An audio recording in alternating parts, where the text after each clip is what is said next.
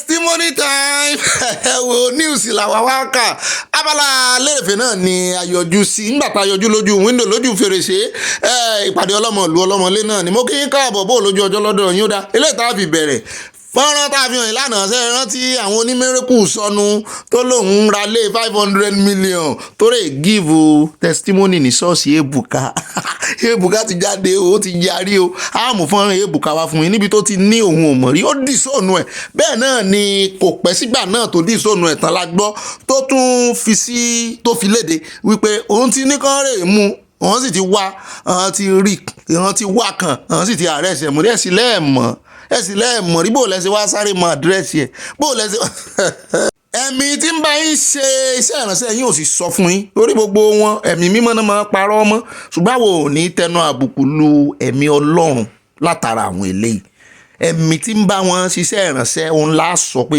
kí ló dé tí òṣù tọrọ fún pé irọ́ lẹ́ni yín pa àwọn wòlíì ayé àtijọ́ dà àwọn wòlíì ìgbàanì dà tó jẹ́ pé ò lè parọ́ wájú wọn ṣé bí kan ló parọ́ nú bíbélì lọ́jọ́ sí tán ní ó rè é mú owó bóyá owó ilẹ̀ tó tà òun náà ló lóun ó talẹ̀ òun ó kòwó fọlọ́hun ó sì tún yọ sẹ́yìn ń bẹ̀ Dátàmù àti Kórà kóhun níwájú Mósè ṣé wọ́n ilẹ̀ gbé hàn mí ni àwọn èèyàn wá ń parọ́ níwájú pẹpẹ ní ìsìnkú wá sí nǹkan kan mọ bẹ́ẹ̀ ṣe fẹ́ mọ̀ ẹ jẹ́ á gbọ́ bí ọ̀rọ̀ ṣe lọ lẹ́nu Ebuka fúnra rẹ̀ ó ní òun ò mọ̀ rí o ó sì ti dìnnà ẹ̀ ó láwọn ò mú bá a ṣe wá ń gbọ́ ní ìsìn wọn náà ti mú ó yá ẹ bá ń tẹ̀sí ilé agbára ẹ jẹ́ á gbóhùn lẹ́nu pásítọ̀ Ebuka ó ní òun ò fẹ́ kéèyàn kankan borúkọ ọ̀hún jẹ́ mo ní dey play ó ṣàlàyé ẹnu ẹ̀ fẹ́ bó you go explain tire. ó ti di did I know her did anybody know her bó ló ṣe wá dọ́dọ̀ yín tó wá give testimony ní ọ̀nà tẹ́ ń gbà wo kínní lọ́rọ̀ kan ọmọ Nàìjíríà sọ wípé you go explain táyà wọ́n ní pásítọ̀ yẹn á explain táyà wọ́n ní ó dáa á mọ̀ wo ibi tí ó bá jáde sí á sì mú wá fún yẹn jẹ́rìí wa á mú wá fún yín ẹ fetí lẹ́kọ̀ọ́ Nàìjíríà ṣe ń kọ́gbọ́n. Yorùbá lọ wọ́n bọ̀ wọ́n ní ẹ̀ ń bá jẹ gbì ló máa kú gbì eléyìí ló dálé orí ọ̀rọ̀ Jude Okoye tó jẹ́ ẹ̀gbọ́n àwọn P-Square méjèèjì amúròyìn wọn wá fún yín lánàá báyìí wọ́n ti wá grant bẹ́ẹ̀lì wọ́n ti ní kán wá gba bẹ́ẹ̀lì 100 million náà ní kó rè mú wa wọ́n ní kó sì mú guarantor méjì wá tán náà gbọ́dọ̀ ní tó 100 million lákàntì wọ́n sì gbọ́dọ̀ ní landed property lẹ́kọ̀ọ́ Paul náà ni ń gbájú ní gbá ẹ̀yìn torí lánàá ni Paul sọ fún wa ó ní Peter ló wà ń di rẹ̀ ṣùgbọ́n lónìí Paul náà lòun ò sọ̀rọ̀ ọ̀rọ̀ ti dọ̀rọ̀ owó 100 million ó wá kéré ni kéèyàn kó bìtìbìtì owó sínú àkáǹtì gan bá ní kórè yọ 100 million bẹ́ẹ̀ owó bẹ́ẹ̀lì lásán ẹjọ́ sì ń lọ lọ́wọ́ on the 14th of April náà máa gbọ́ ẹjọ́ rẹ̀ gangan náà máa bẹ̀rẹ̀ trial rẹ̀ ó wá kéré nú ayé kò ní ever rò pé àwọn tó jábúrò ìkànnù wọn lè gbé ẹjọ́ lòdì sóhun Paul sálóhun sọ̀rọ̀ Usman ní ká fún yín lọ́pdate tí ń bá ṣe ń lọ àmọ́ fún yín lọ́pdate 100 million naira kì í sọmọ kékeré owó ṣùgbọ́n òun náà ní bòun bá jẹ gbì lòun ó kú gbì. Paul sì ti sọ fún wa lánàá wípé kò jẹ gbì pé Peter ń parọ́ ọmọ ni àmọ́ jẹ́ kẹ́ ẹ gbọ́ bó ṣe ń lọ ẹ jẹ́ wá bọ́ọ̀dì sọ́dọ̀ arákùnrin kan o wọ́n ń sọ̀rọ̀ nípa àwọn tí Trump mú wọ́n ní ẹ mọ́ káyà sókè wọ́n ní wọ́n ń parọ́ ni wọ́n láwọn tí Trump mú wọ́n ní àwọn tí wọ́n gba orí omi wọlé ni ẹ jẹ́ á gbọ́rọ̀ lẹ́nu wọn. ní dọ́kúmẹ̀ntì tó fi wọlé sí Amẹ́ríkà kọ́ ni Donald Trump lé kiri àwọn tó jẹ́ pé wọ́n gba abẹ́ omi tó jẹ́ pé wọn ò ní passport gan débi kan fẹ́ ní fisa àwọn yẹn là ń sọ so ẹ jọ̀ọ́ ẹ má jẹ́ kí ẹrù yìí kó bá yín jù nípa pé láti wọlé mo fi wọ̀nyí ọ̀rẹ́ wa tó ṣẹ̀ wọlé tó wá fún conference ṣe bọ́n fún fisa ó wọlé náà wọn ò dẹ̀ lé padà wọn ò dá padà. ṣùgbọ́n wọ́n ní bàbá ń sunkún àwọn ríran o àwọn kan lamẹ́ríkà tí mo sẹ́ndì fọ́nrán ìsí wọ́n ní mọ̀dà bàbá ìlú òǹjàre wọ́n ní wọ́n ní ẹ̀kúnrẹ́rẹ́ tí Trump ń sọ wọ́n láwọn náà right láwọn ọ̀nà kan wọ́n ní àwọn tó bá gba bí omi wọlé àwọn wo ló gba bí omi wọlé mú ní wọ́n ṣe mistake inú ọ̀rọ̀ wọn ni wọ́n ní ṣùgbọ́n pápánbárí mistake tán sí ni wípé ọ̀rẹ́ àwọn tán ló ṣe wọlé tó wá ṣe sẹ́mínà ló wá ṣe kò tí ì kọjá àyè rẹ̀ Amẹ́ríkà sì ń fáwọn èèyàn visa dọ́là ṣùgbọ́n tó bá fi lè lò kọjá táìmù tó lóhun ó lò wọ́n lè padà ní tí Trump ń ṣe wọ́n ní kó níwèé jù bẹ́ẹ̀ lọ tó bá ti kọjá déètì táìmù tó yẹ kó lò stay ẹ̀ wọ́n máa lè padà wọ́n ní kí mọ̀dà máa ń lóhùn wọ́n lóhùn gan ló ń confuse àwọn èèyàn mu ni wọ́n mọ̀ ga báyìí o bàbá sì tún sọ̀rọ̀ jù báyìí wọ́n á ní ká mọ̀ gbẹ̀nu sí Amẹ́ríkà wọ́n á là ń dẹ́rù bá àwọn èèyàn ẹni tó tún wá dé ní ìsìn tó tún fún yín ní mẹ́sẹ̀gì pé kẹ́rù mọ́ bá àwọn èèyàn wọ́n tún ní kò correct o èmi náà sì wo ọ̀rọ̀ rẹ̀ dáadáa mo ní irọ́ bó o níwèé wọlé kò túmọ̀ sí pé kó o lọ mọ́ gbé l'Amẹ́ríkà forever ìwọ tó o ní visitor wọlé tó o sì ní iye time tó ní wà ló bóyá 3 weeks tó o wá rè é jóná sọ̀hún tó o padà tó bá ti kọjá 3 weeks wọ́n tọwọ́ bá tì ọ́ wọ́n lé ọ padà ṣé kò yẹ kí bàbá yìí ṣàlàyé débẹ̀ bóyá wọ́n sì ṣe débẹ̀ àrí fọ́nrán wọn lò tán ni ṣùgbọ́n apàkíyèsí yín sí ni. ọ̀rọ̀ ẹ̀jẹ̀ kó mẹ́jà dọ́dọ̀ ẹ̀bọra òwú wọ́n ń pín kéèkì lé àwọn ẹ̀mẹ̀wá wọn lọ́wọ́ mo ní kí náà ṣe wọ́n ń sọjọ́ òbí ni ṣé wo mọ̀ ni mo ní mi ò mọ̀ o mo ní on the 5 ní gbogbo ayé mọ déètì birthday ẹ̀bọra òwú sí ó wà lórí Wikipedia ó gbogbo lórí íńtánẹ́ẹ̀tì on the 5 ní gbogbo èèyàn mọ̀ pé wọ́n bí ẹ̀bọra òwú ṣé wọ́n rí ìrànṣẹ́ ọgbẹ́ kan tètè ṣe ni abẹ́nìkan ní on the 3 ni bàbá ìgan alára àgbà ìdání ara ìtànlé alára àwa náà kí ẹbọra owó àwa ò ní sínú o ṣùgbọ́n a mọ̀ pàkíyèsí yín sí gbogbo tẹ́ ti mẹ́hẹ̀ ṣùgbọ́n ní ọjọ́ birthday yín ni àwa náà kí yín abáyín jó bàbá yìí sì yé yọ káàdì pọ̀ lọ́wọ́ bàbá tán mọ́ yọ káàkiri wọ́n tún yọ káàdì kan níbi birthday wọn lónìí mo ní kí ni bàbá ìtòrò sí àwọn àti arábìnrin ọmọ Ìgbò òbí èzé ń kó èsì àbí kí ni wọn ò morúkọ ìyá ìpè dáadáa ẹ jẹ́ àjọ mójú wa débẹ̀ káwọn tó pọn pọ̀ tí bàbá fi ń fi ọwọ́ ti arábìnrin lórí tọ́jọ́ ń pa arábìnrin náà ní kí bàbá sọ thank you sí àwọn tó wá bó yẹ kán sọ thank you sáwọn ẹbọra òwò mọ thank you sọ wọ́n tún ṣe wà ń kọ́ wọn lágbàlagbà at 88 years eré náà fi ṣe lóòótọ́ o ṣùgbọ́n lára àwàdà òótọ́ máa jẹyọ ń bẹ̀. Thank you. Just say thank you. It's very easy to say thank you very much. Put in this back. Thank you. You're just from going to the complaints. You didn't say thank you. Don't take the microphone. Not the microphone. You should say I thank you very much. Thank you very much. Lè wá àwàdà tí lọ́dọ̀ bàbá Ọbásanjọ́ ó kàn sí ní láàánú wípé wọ́n ṣẹ̀tọ́ fáwọn ọmọ Yorùbá ẹ jẹ́ kó bẹ́ẹ̀ ọba dé wọn ní akànnì akí wọn ní ẹjẹ́ wá délé ìgbìmọ̀ aṣòfin o á fún ìròyìn lẹ́kùnrẹ́rẹ́ Meranda ti resign kò ní ìdí ká mọ́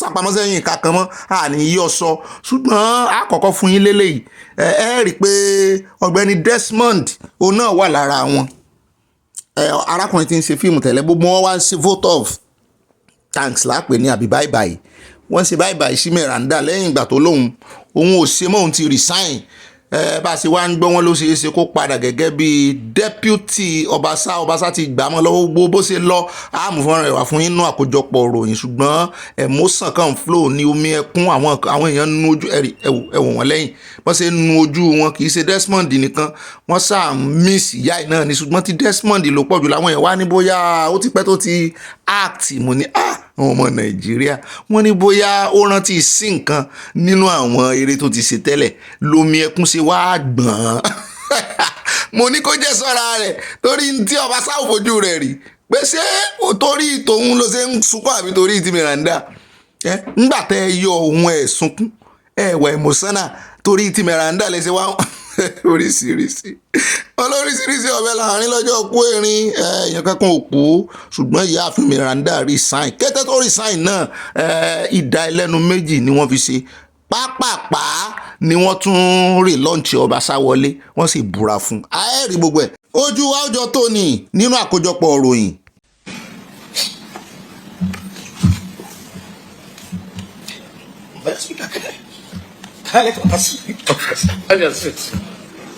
Honorable Seyi Lawa.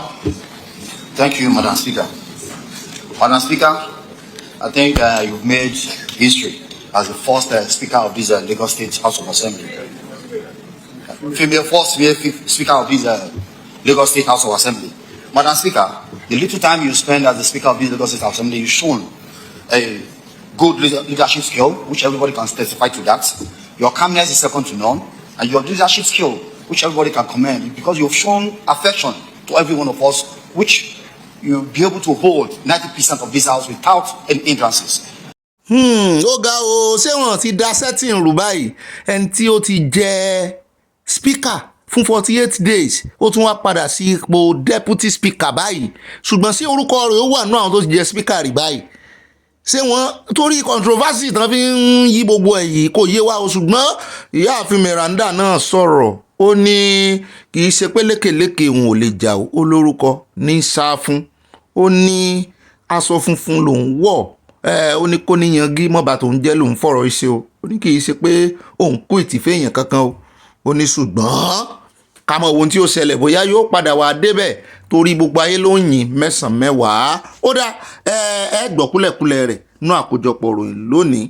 bẹ́ẹ̀ náà ni irú ẹ̀ ń tó jọun la fi ń wéra wọn irú ẹ̀ náà ń ṣẹlẹ̀ ní ó ṣẹlẹ̀ ní Rivers ẹ̀ wá rí Meranda resigns ṣé wọ́n lè Fubara náà kó lórí oyè ni àbó náà resign tóró ti sọ lẹ́nìí ẹgbọ́nú àkójọpọ̀ ròyìn wípé wọ́n lè léun kúrò nílé ayé pátápátá wọ́n léun kúrò lórí àga ṣùgbọ́n oníṣẹ́ òun ò ní gbà ó lọ́lọ́run ló ń dúró tí mo ní níwọ̀ tó sì sọ̀rọ̀ lánàá àmúfọ́nrán ẹ̀ bọ̀ wá fún yín lónìí ló tún ti yá sáré jáde ló ti sọ mí bẹ́ẹ̀ náà ni Isaac Fayose náà jáde ó ní gbogbo ẹ̀yin tẹ̀ ń pariwo pé wọ́n máa lé Fubara ó ní wọn ò ní lé ó ní kò yí sí láti lé èèyàn bá mu wá wò pé àbí ká kọ́kọ́ mú ti ọ̀rọ̀ Fubara wá fún yín bí àbí ká mú ẹjẹ́ á mú ti Fayose ká fi tẹ́lẹ̀ ẹ gbọ́ ti Fubara nínú àkójọpọ̀ ròyìn. I've been reading different comments from all of you guys saying Fubara is going gone. Fubara don't go. How they will impeach him? Oga, it is not that easy to impeach a governor. Governors in Africa, in Nigeria especially, they are so powerful. House of Assembly can recommend governor for impeachment, but they still have to go through the CJ, Chief Judge of that state. It is the Chief Judge of the state that will set up a panel, 7-man panel, to investigate the allegations. If the 7-man panels come back from the allegation and submit a report that this governor is not guilty, the House of Assembly, they will just be doing in vain.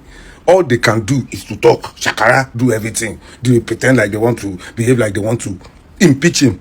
But you see, once your CJ is in your pocket, which I believe Rivers CJ is working with Fubara. So obviously, their impeachment threat is just a threat. ṣẹ̀dá ní Yorùbá tí Isaac ń sọ́nbẹ̀ náà ni wípé lóòótọ́ àwọn ọmọlẹ́gbẹ̀mọ aṣòfin ní ìpínlẹ̀ ó ní wọ́n lè dábàá wọ́n lè gbèrò pé kí wọ́n yọwọ́ kílàńkó gómìnà wọn kúrò nínú àwo ó ní ṣùgbọ́n kò yí síbà náà ó ní bí wọ́n bá ṣètò tí wọ́n fẹnu kò tán ó ní lẹ́yìn náà wọ́n wàá kọ àkọọ́lẹ̀ wọn recommendation wọn láti fi ṣọwọ́ sí ẹni tó jẹ́ Chief Justice fún ìpínlẹ̀ náà ó ní ẹni ó wà gbé ìgbìmọ̀ kan dìde tí yẹn ó wà wò dáadáa wípé ẹ̀sùn tán fi kàn ìṣe lóòótọ́ ni ó ní kì í ṣe pé wọ́n kàn yọ directly ó ní tó bá jẹ́ bẹ́ẹ̀ ni ó ní agbára ti wà lọ́wọ́ wọn nù á jẹ́ wípé wọ́n ti useless gómìnà nù ó ní nítorí ẹ̀ ló ṣe wà nípele ó ní ìdí tí ó ṣe ṣòro díẹ̀ láti tètè yọ gómìnà nìyẹn ó ní bóun sì ṣe ń wò yìí ó ní Chief Justice wọn ní ìpínlẹ̀ Rivers ó ní tímọ́tímọ́ Fubara ni mo ní òótọ́ ni tímọ́tímọ́ rẹ̀ ní kò sí ní tó fẹ́ gbé síwájú ìdí nìyí tí ìjọba bó ṣe wà náà nù ní ọ̀rọ̀ ti president o wọn kàn lé dédé yọ president náà o torí ẹ̀ lọ́pọ̀lọpọ̀ wọ́n fi èèyàn wọn bẹ̀ sóyè yín. bẹ́ẹ̀ náà ni gẹ́gẹ́ bá ṣe ń gbọ́ o wọ́n ní àwọn ọmọlẹ́gbìmọ̀ aṣòfin ti Supreme Court ní kó padà ìyẹn àwọn ti Wike wọ́n ní wọ́n ti fún Fubara ní 48 hours kó fi tún bọ́jẹ̀tì wá present wájú àwọn ìbọn náà náwó dé gbà kúlẹ̀kúlẹ̀ rẹ̀ ní àkójọpọ̀ ròyìn lónìí àfẹ́ gba táìmù yín jù nínú abala lérè fi ojú wíńdò láti yọjú.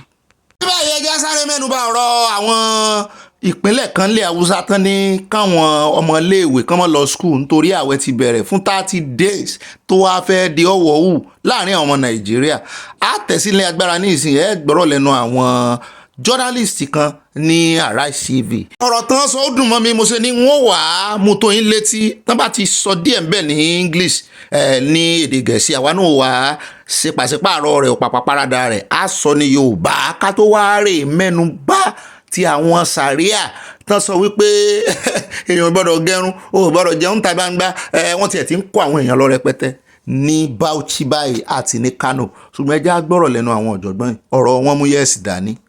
Probably have too many public holidays, okay? But I think if you look at Christmas, which is actually 25th, and the Boxing Day, the government gives 2 days to celebrate Christmas. Gives 2 days for the Fita, the Kabaya, and Easter, and all that. So, there have been some argument that says, oh, during December we shut down, but that's not true.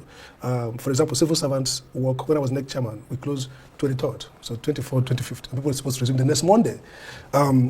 So we've never had, whether for Christians or Muslims, a period where 5 weeks we've shut down schools to celebrate Ramadan. That's one. 2, let's bear in mind that this is not an action on behalf of imams or the Supreme Council of Islamic. This is just fortuitous by the governor. So it's not a case of Muslims clamoring that they need 5 weeks to have meaningful, fast.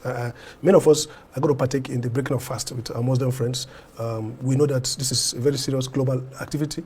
It doesn't require government's action to enable it to happen. People have been fasting, whether in Saudi Arabia, in the UK, in Nigeria, anywhere in the world. The religious structure is very clear. Yeah. You fast, you break your fast. I know that some of businesses allow Muslims perhaps to go early. Some will leave office like 4 or 5. I think on Fridays to or prepare, something. even working days. Oh, okay. Yeah, just to support, know that, maybe some people need to go home early to prepare. Okay. But nothing calls for 5 weeks. 5 weeks. So first is the fact that there's really no religious justification for this. There's no history of it. There's no clamor by Muslim faithfuls who fast regularly and fast well that look they needed to have that happen. That's number one. Number 2, now let's look at the human development.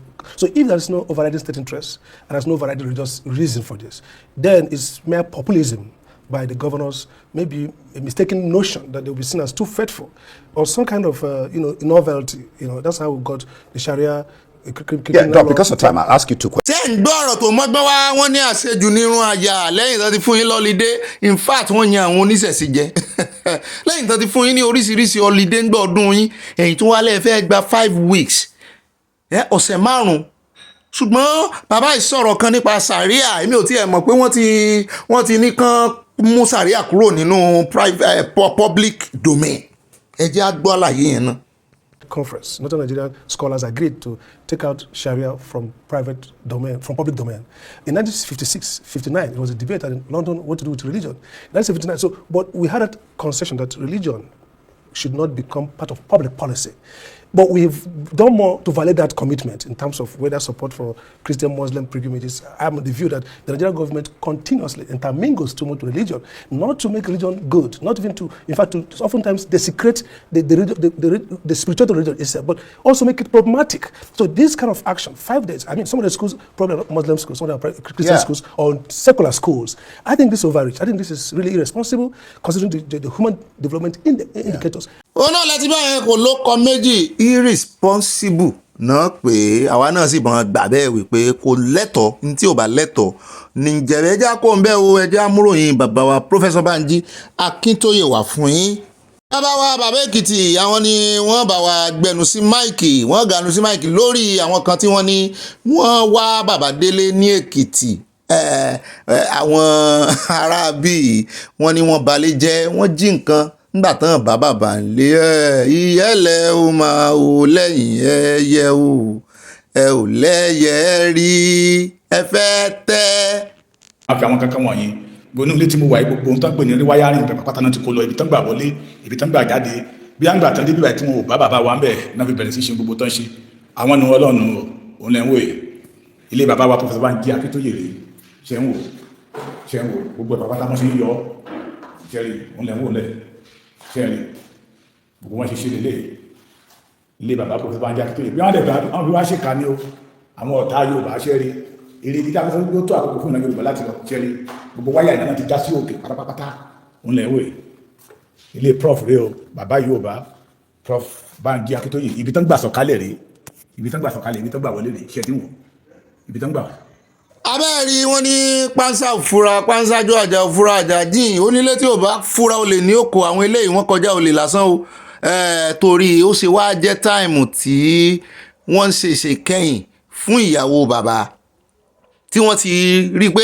bóyá bàbá ó wálé ilé tó ti wà ń bẹ̀ látijọ́ ìtàn débẹ̀ tí sì ìṣẹ̀lẹ̀ kan ni bàbá ní tó wá jẹ́ táìmù yìí tán ti mọ̀ pé bàbá nìkan kọ́ ni ó wálé wọ́n ti mọ̀ fojú sí àwọn ọmọ bàbá gan lára àtàwọn ẹbí wọn pé wọ́n máa wálé wọ́n fẹ́ wá ṣe sùtánì kò jù bá náà lọ wọ́n fẹ́ wá ṣe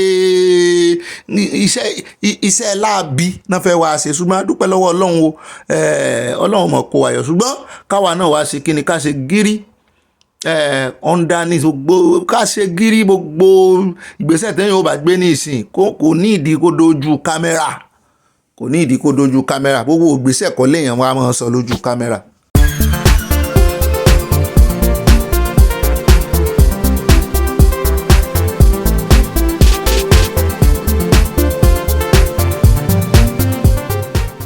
Oya tẹ́nítẹ́ní o tẹ́nítẹ́ní tẹ́nítẹ́ní o aláì tẹ́nítẹ́ní torí bí a bá fowó rẹ̀ rú bó pẹ́ ẹrù á lọ bí a bá ra wọ̀fà ìwọ̀fà rèlé o tẹ́nítẹ́ní. Aṣọ ilẹ̀ wa ló yẹ ká máa wọ̀ tẹ́nítẹ́ní o bàtà ilẹ̀ wa ló yẹ ká máa wọ̀ tẹ́nítẹ́ní oúnjẹ ilẹ̀ wa ló yẹ ká máa jẹ tẹ́nítẹ́ní o èdè ilẹ̀ wa ló yẹ ká máa sọ tẹ́nítẹ́ní torí bí a bá fowó rẹ̀ rú bó pẹ́ ẹrù á lọ bí a bá ra wọ̀fà ìwọ̀fà rèlé o tẹ́nítẹ́ní tèkísà ń ta tán ó yẹ ká bẹ̀rẹ̀ sí ná ní nǹkan wa ẹni sásọlẹ̀ wa lèmi náà wọ̀ òtútù bíi mi ò sí nílẹ̀ wa náà ṣùgbọ́n òtútù bá lọ ẹ̀gbọ́n rí pé àwa náà máa dáṣà a máa wọ aṣọ àṣà wa tẹ́nítẹ́ní tèkísà ń ta tán orin tó mú ìgbà wá ti padà sórí orin folk song yìí wá o orin tá a mọ̀ gbẹ́ mi ò mẹ́ni tó kọ́ tẹ́ ẹ bá mẹ́ni tó kọ́ ṣùgbọ́n kì í ṣe assignment free lélẹ́yìí bẹ́ẹ̀ bá mẹ́ni tó kọ́ káfi ṣèfàjẹ́ káfi sọ̀rọ̀ àjìjà ṣùgbọ́n orin yẹn make sense gan pé tẹ́nítẹ́ní ká bá fowó rẹ̀ ẹ̀rù á lọ ká máa sọ èdè ẹnu èdè elédè là ń sọ mo gbọ́ pé Trump kó tún declare pé English ni official language US mo ní tẹ́lẹ̀ nǹkan ṣé ẹlẹ́dè mi tẹ́ ń sọ ni ọ̀rọ̀ yín ò yé mi wàá sọ pé English lèdè àwọn kí lèdè yín yóò dáa fún bàbá wa Omitogun Dennis wọ́n ní kí n yé pé Nàìjíríà ní orílẹ̀-èdè mọ́ lédè Yorùbá wọ́n ní orílẹ̀-èdè wọ́n ní àkójọpọ̀ ìlú tó bá ní èdè náà mọ̀ pé ní orílẹ̀-èdè pé èdè wo ní Nàìjíríà ní fọpọmọyọ èdè òyèdè èdè wa òyèrà wẹ́ káàbọ̀ jàre yọ̀ọ̀dà fún gbogbo wa ìní ní ọjọ́ kẹta ní oṣù kẹta ọdún 2025 adúpẹ́ lọ́wọ́ Ọlọ́run wo kẹ́rẹ́kẹ́rẹ́ a tún ti mú àkàsọ̀ kẹta lọ́nù àní jábọ́ láṣẹ Ọlọ́run Èdùmàrè mo dúpẹ́ lọ́wọ́ yín ẹ jẹ́ àkọ́kọ́ dúpẹ́ lọ́wọ́ Ọlọ́run torí lẹ́yìn Ọlọ́run náà ni adá ogun ọpẹ́ ògo èyìn padà sọ́dọ̀ Ọlọ́run tí máa ń mú wa pàdé nínú ìpàdé ọlọ́mọ ìlú ọlọ́mọ orílẹ̀-èdè mo wá gbóríyìn fún gbogbo ẹ̀yin olólùfẹ́ wa tẹ́ wà ń bẹ̀ ní gbogbo ìgbà tí à ń kọ́ mọ́ lùbọ̀ tẹ́ ń fi òye yín tẹ́ fi ń yí àwa tá a gbọ̀n tẹ́ fi ń yí wa lára ọgbọ́n kò dòmùgọ̀ mọ́ wa lọ́wọ́ òmùgọ̀ dọ́gbọ́n ni àdúpẹ́ lọ́wọ́ Ọlọ́run wo fún ìkànnì tó gbé kalẹ̀ Ọgbẹ́ni Bobby náà ni o èmi náà ni ọ̀gá àyà wà ń bí ó ní mọ́ kí ẹ lè pe mí ní ọ̀pá parada àyà parada ó dọ̀gá rẹ̀ ọ̀gá rẹ̀ parada ó dà àyà wọ́n tiẹ̀ ti sọ wọ́n ní oníbà méjì níà wọ́n ní méjì lọ́kan wọ́n ní kì í ṣe mẹ́ta lọ́kan mo ní Ọlọ́run bàbá Ọlọ́run ọmọ Ọlọ́run ẹ̀mọ́ta kìrìsìtẹ́nì gbàgbọ́ nú ẹ̀nu ṣùgbọ́n èmi àtàyà méjì lọ́kan láwa o torí ẹ̀ a lè parada síra wa a lè lóhun ara wa àwa aláwẹ̀ bẹ́ẹ̀ náà ni ẹ lè pè mí ní ìbárin gìnìgìnì tí kú mi àti kú yù mo ti kó ń tẹ́ mọ́ jẹ́dé tí wọ́n fi mọ́ rìn gìnìgìnì á kú ọ̀sẹ̀ tuntun o torí àṣẹ ìmùsù tuntun ní ọjọ́ kẹta ní oṣù tuntun náà ni ọ̀sẹ̀ tuntun wà lélẹ̀ yóò san wá sówó yóò san wá sọmọ yóò san wá sáìkú balẹ̀ ọrọ̀ àlàáfíà pípé ẹ̀mí gígùn láṣẹ Ọlọ́run Èdùmàrè ẹ lè pè mí ní ìbá ọ̀páka ọkọ̀ òpèké omi náà ní ọkọ̀ àwọn arúgbó yín ṣùgbọ́n èmi ti sọ pé kò sàrúgbó ń bì yìí ẹ yé pè mí níbà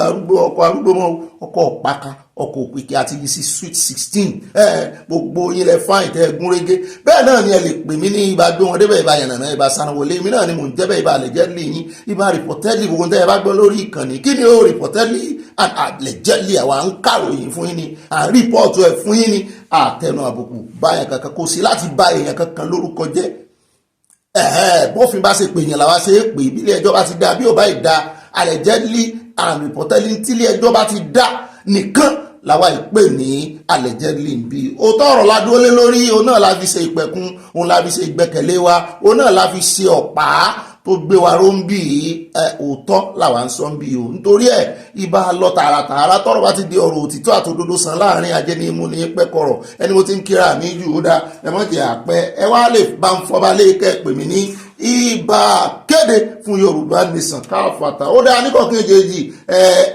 àti fi abala lérèfé àti fìyẹn sẹ́yìn bí ìgbà tí egun bá ń fi aṣọ á wà bọ́ sínú ìròyìn gangan ní ìsìn ṣùgbọ́n ìtọ́wò làwọn ọmọ dúdú ọbẹ̀ á mọ̀ fún yín láwọn àkórí ìròyìn àwọn headlines kẹ́lẹ̀ mọ́ bí a ń lọ ká tó wá wọnú àkójọpọ̀ ìròyìn ká tó fọ́tútù abala tí náà bọ̀ abala comment section bẹ́ẹ̀ náà ni ẹ mọ́ gbàgbé abala sanuwọlé gbogbo ẹ̀ náà èyí náà ti mọ bá a ṣe ń tò Ọlọ́run nísìnyí bá wa tó èèyàn kan ò lè tó nǹkan kan ń bì ó dà ní pápá níkọ̀ọ̀kan èjèèjì ẹjẹ́ mọ́ tẹ̀sí létí gbogbo ibi tá a yà lónìí alákọ̀ọ́kọ́ ń bẹ̀ ibi tá a yà lórí ọ̀rọ̀ tí já rìnrìn tí àwọn Ìgbò ní nítorí bàbá wa Awólọ́wọ̀ ni wọ́n ṣe dínkù ni wọ́n ṣe dìtẹ̀ gbàjọba 1966 àwọn ọ̀rọ̀ kan wá ń bọ́rọ̀ ọ̀bọ̀ egun aláré o àwọn ọ̀rọ̀ kan wọ́n ń jẹyọ àwa náà sì ni àmú tó yín létí ká lè mọ fún yín kúlẹ̀kúlẹ̀ rẹ̀ àwọn èèyàn ti dá alẹ́kọ̀ọ́ lórí ẹ̀ gan níbẹ̀ náà mo wá rí write-up kan mo tún rí gazette tó fi rìlíìsì bàbá Awólọ́wọ̀ kúrò nú ẹ̀wọ̀n mo ní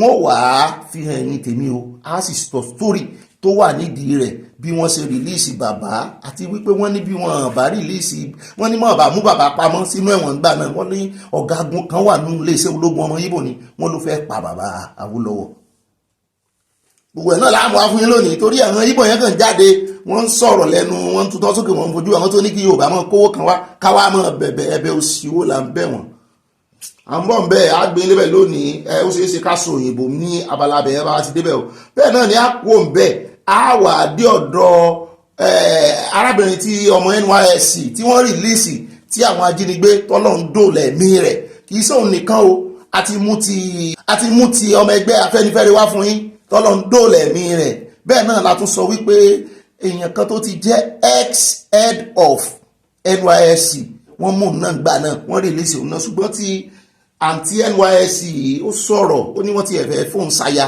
pé wọ́n fẹ́ fẹ́ òun kan náà àwọn ajínigbé ó sọ experience ẹ̀ àmú fídíò rẹ̀ bọ̀ lónìí náà ni kò ní dọ́là bá wá kú òun bẹ̀ tán á wà dé á fún yín lọ́pdẹ̀tì lórí ti Natasha update wà lórí ẹ̀ á gbé yín débẹ̀ gan-an ni bàbá wá kú òun bẹ̀ náà tán á tún wá mú ìròyìn wá lórí ti àwọn ẹgbẹ́ òṣìṣẹ́ tá a ti sọ fún yín tí wọ́n sọ pé àwọn ti jẹ̀jogún omi àwọn ti jáwọ́ nínú páwọn fẹ́ ṣe ìwọ́de wọ́n ti wá kéde ìwọ́de báyìí mo ní kí ló dé tẹ̀ ń paridàridà tẹ̀ ń lọ tẹ̀ ń bọ̀ bí ilẹ̀kẹ̀ ẹ̀dí ṣé òye ní ẹ̀mú tẹ́ fẹ́ ṣe ní ẹ̀ take decision ni why are you indecisive wọ́n ní rárá wọ́n ní kò rí bẹ́ẹ̀ wọ́n ní bí ìjọba wa ti gbé wá làwọn ó sì gbé fún wọn wọ́n ní àwọn ti fẹnu kù sí 30% àwọn sì ní ìgbìmọ̀ abẹnugan ẹlẹ́ni 10 tí ó rẹpísẹ́ǹtì pátì méjèèjì wọ́n ní ṣùgbọ́n sáà déédéé làwọn gbọ́ tí ìjọba tún ní àwọn ó go ahead with 50% wọ́n ní tíjọba ò gbàgbọ́ wọ́n láwọn náà ò ní gbà torí ọmọ tó ní ìyá rẹ̀ ò ní sùn wọ́n náà ò ní fojú kan oorun ni mo jẹ́rìí yín mo bá ń kí wọ́n 9-10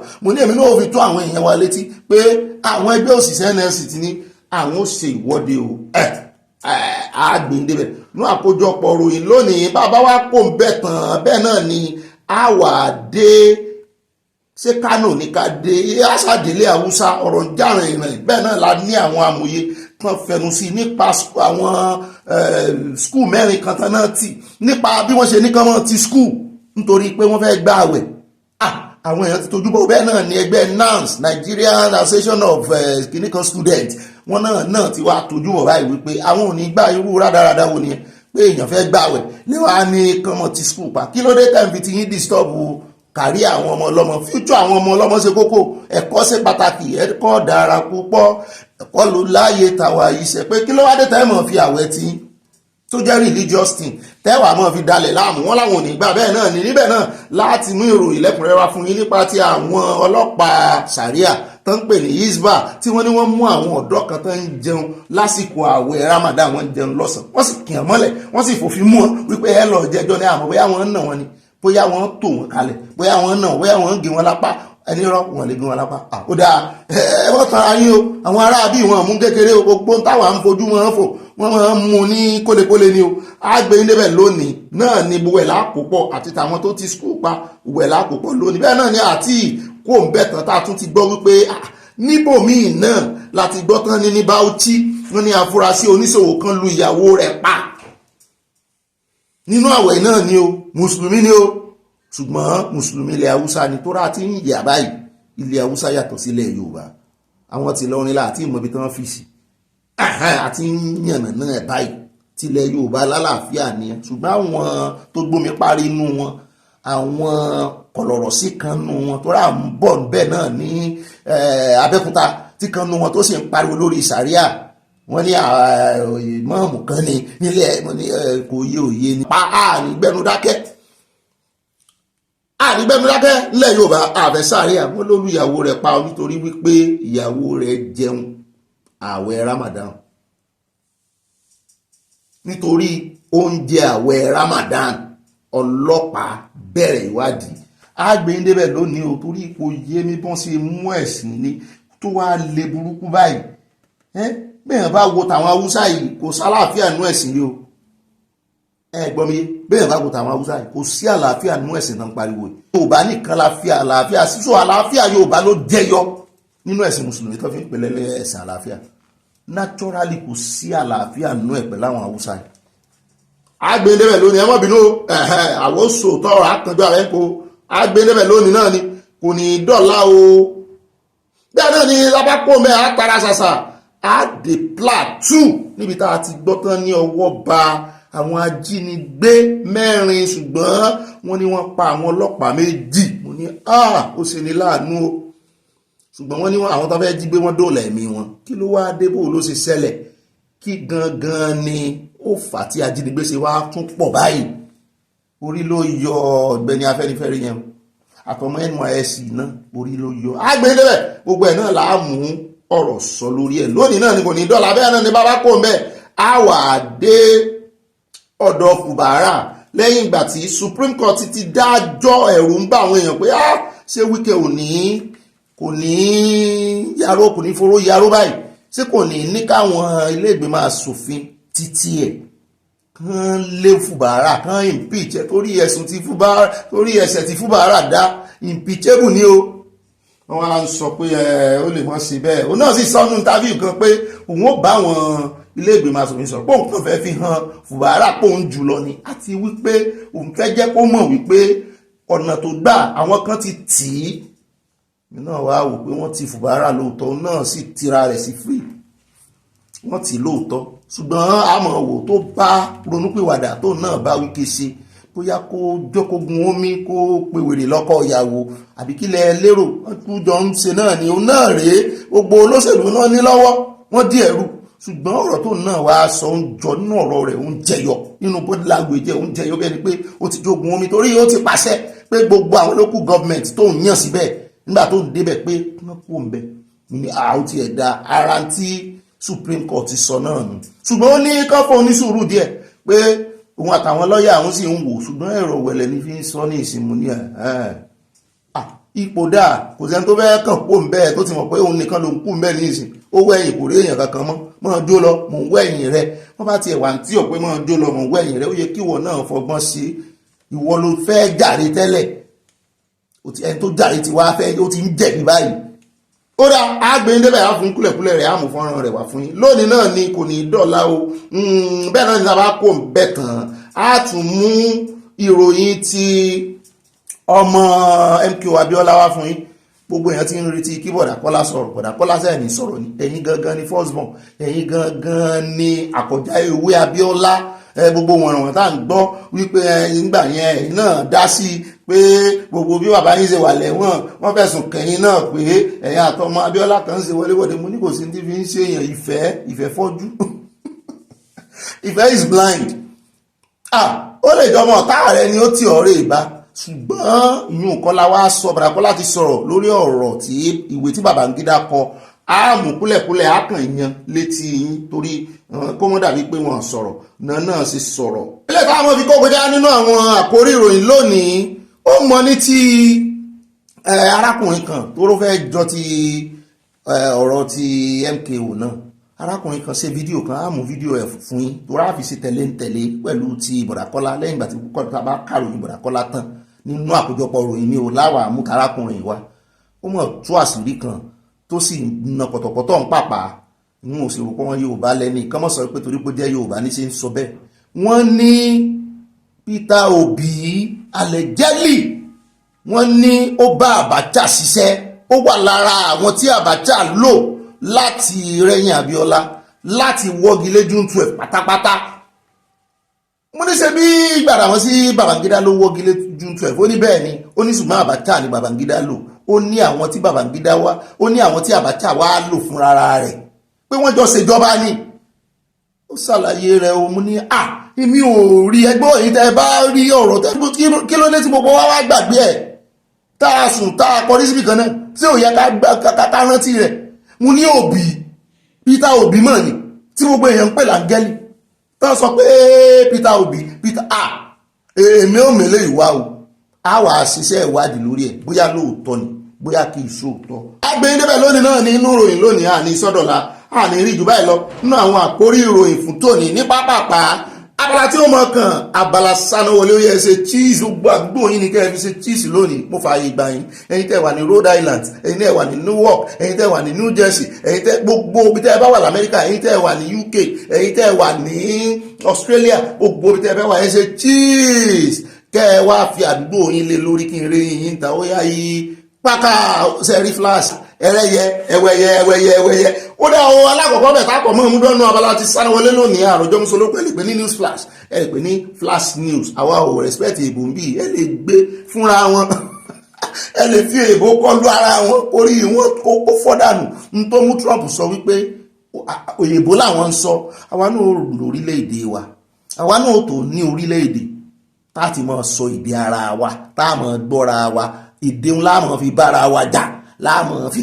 parí ẹ̀ yóò dùn parí ńgbà náà kìí ṣe kán wá mọ́ lo translator àbí ká mọ́ lo èdè elédè fi mọ́ parí ìjà Yorùbá ń bá Ìgbò jà Ìgbò ń bá Haúsá jà Fúlàní tí ò kàn náà tí ò sínú ìran wa náà ń dá sí wọ́n bá wá parí ìjà wọ́n mọ́ fi èdè àtọ̀rìn wá tí kankan nù wọn ò sọ náà fi wá ń sẹ́tù ìjà láàrin wọn bọ́dá mi kan tí ẹ sọ lọ́jọ́ sí wọ́n nílé ìgbìmọ̀ asòfin kan try ẹ̀wù pé kán mọ́ sọ òyìnbó kó ní kálukú mọ́ ṣe díẹ̀ kí àpábí ó sọ Kalaba gẹ́gẹ́ bí senate president kí Natasha náà sọ̀dẹ̀ Kogi ẹlẹ́sọ̀tì ọjọ́ méjèèjì mo ṣẹ̀ṣàmpù mo mẹ́yẹ bọ̀rápò ni kí Olújìmí àbí nǹkan náà sọ Yorùbá kán tàwùsá náà fọ́sáwùsá wọ́n ní káwá wò bóyá wọ́n ní fìjà pẹ́ẹ́ta káwá wò bóyá wọ́n ní nara wọn jáde wọ́n ní kán tíráyẹ̀wò ìgbà náà mo wá mọ̀ pé orílẹ̀-èdè kan lélẹ́yìí lóòótọ́ ibi tán bá ń pè lórílẹ̀-èdè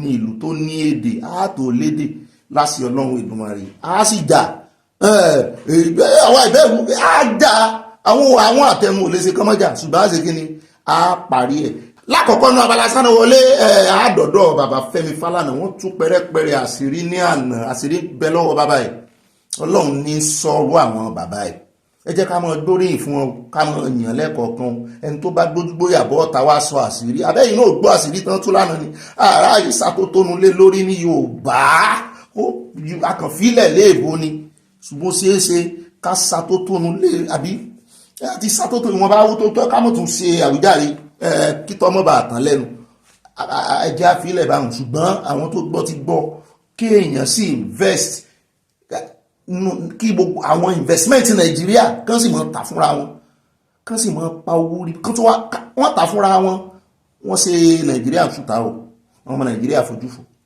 wọ́n tún wá tà tán ẹ tún wá ń pa owó tó tó yìí ń bẹ̀ ẹ tún ń pa owó tó tó yìí ń bẹ̀ ẹ tún wá san tax fún ìjọba Nàìjíríà torí ẹ ọ̀pọ̀lọpọ̀ tó bá sọ wípé it's a private conglomerate pé wọ́n ti tà á gbogbo àwọn tó ń rò pé wọ́n àwọn sì ní nation pé wọ́n ń tanra wọn ni wọ́n ń tanra wọn ni.